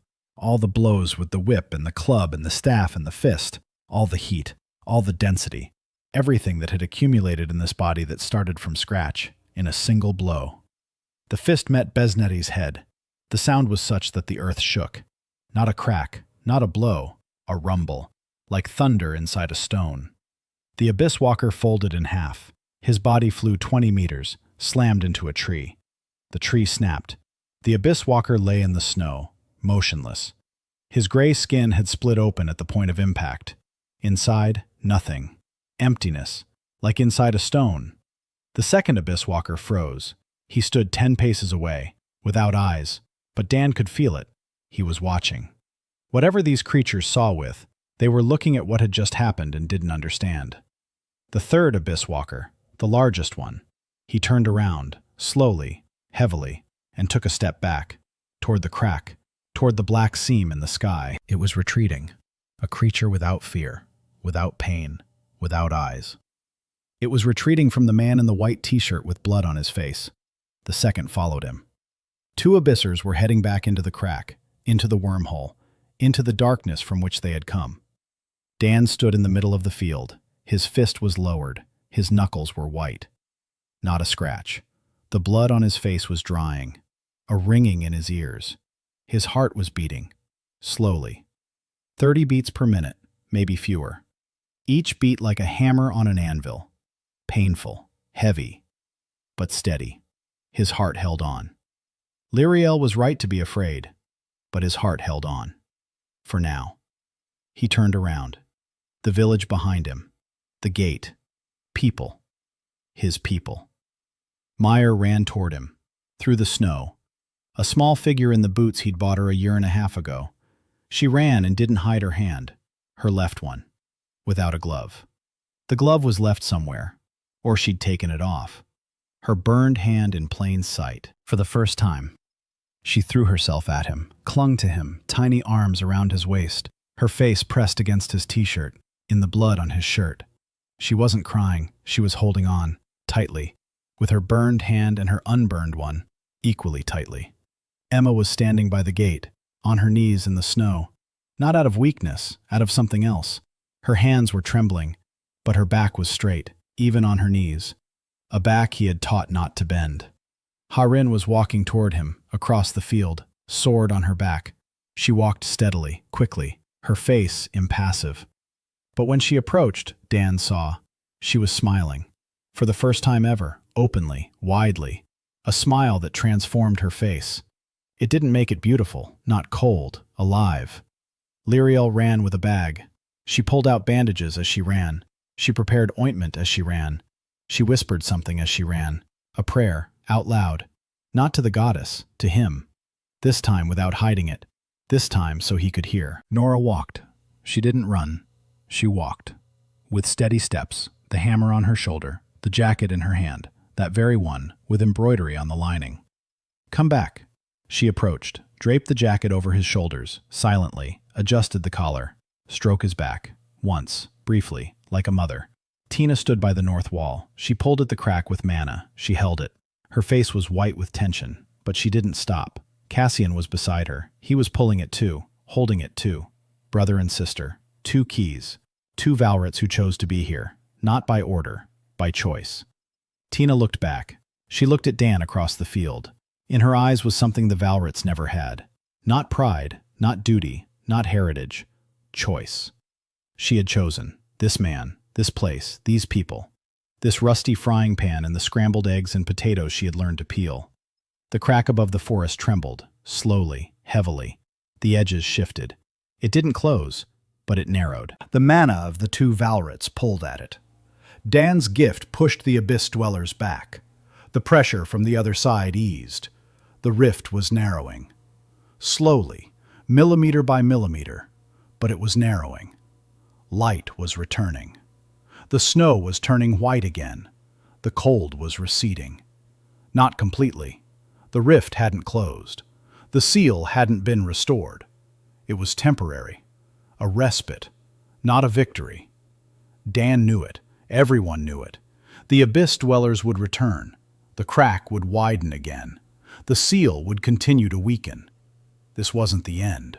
It was the beginning. The beginning of something that would be long and hard and demand everything they had.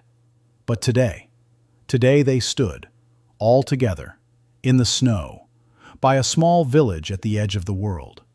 And the rift was narrowing. Dan stood among his own, Meyer on his belt, Nora with her jacket, Harin with a smile, Lyriel with a prayer, Emma with her back straight, Tina with a choice, Cassian with mana, Tobias with an axe, Rico with knives. Everyone is here. Everyone is standing. He looked at them, at each one, at every face. He memorized them. Then he looked up at the sky, violet, with 2 moons, one whole, the other cracked, as always. Just like on the first day when he opened his eyes in Haldrana Alley, a cracked moon, a cracked seal, a cracked world, and him, whole, in one piece, 0 carats, and a full house. The blood on his shirt was freezing. Snow was falling, quietly. Meyer raised her head, looked up at him. Her face was wet, not from tears, from the snow.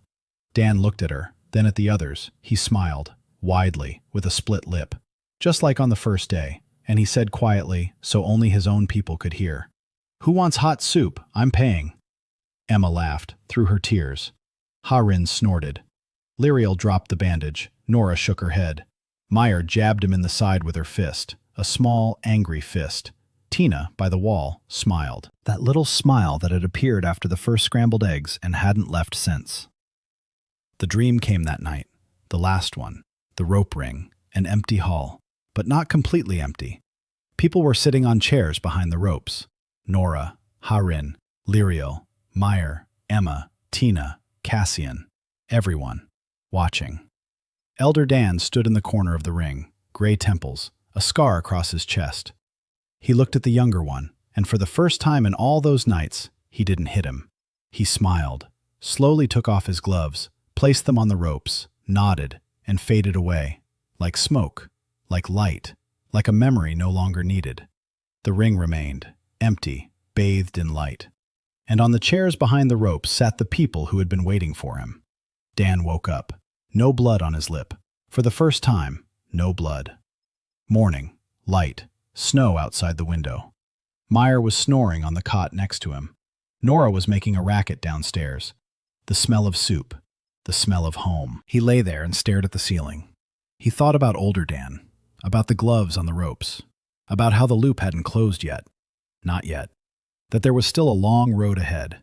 The wormhole, the secret of the transfer, the records in the temple's dungeon, the name he needed to see. All of that lay ahead. But now, right now, morning, soup, home, family, and a crack in the sky that had grown a little narrower. That was enough for now. He got up, washed his face, went downstairs, sat down at the table. Nora set a bowl in front of him, hot soup, thick, with meat and something like turnip. The first spoonful burned his palate. The second was the best meal of his life, just like on the first day. Snow was falling. His blood-stained shirt was drying by the stove. The cracked moon was sinking below the horizon.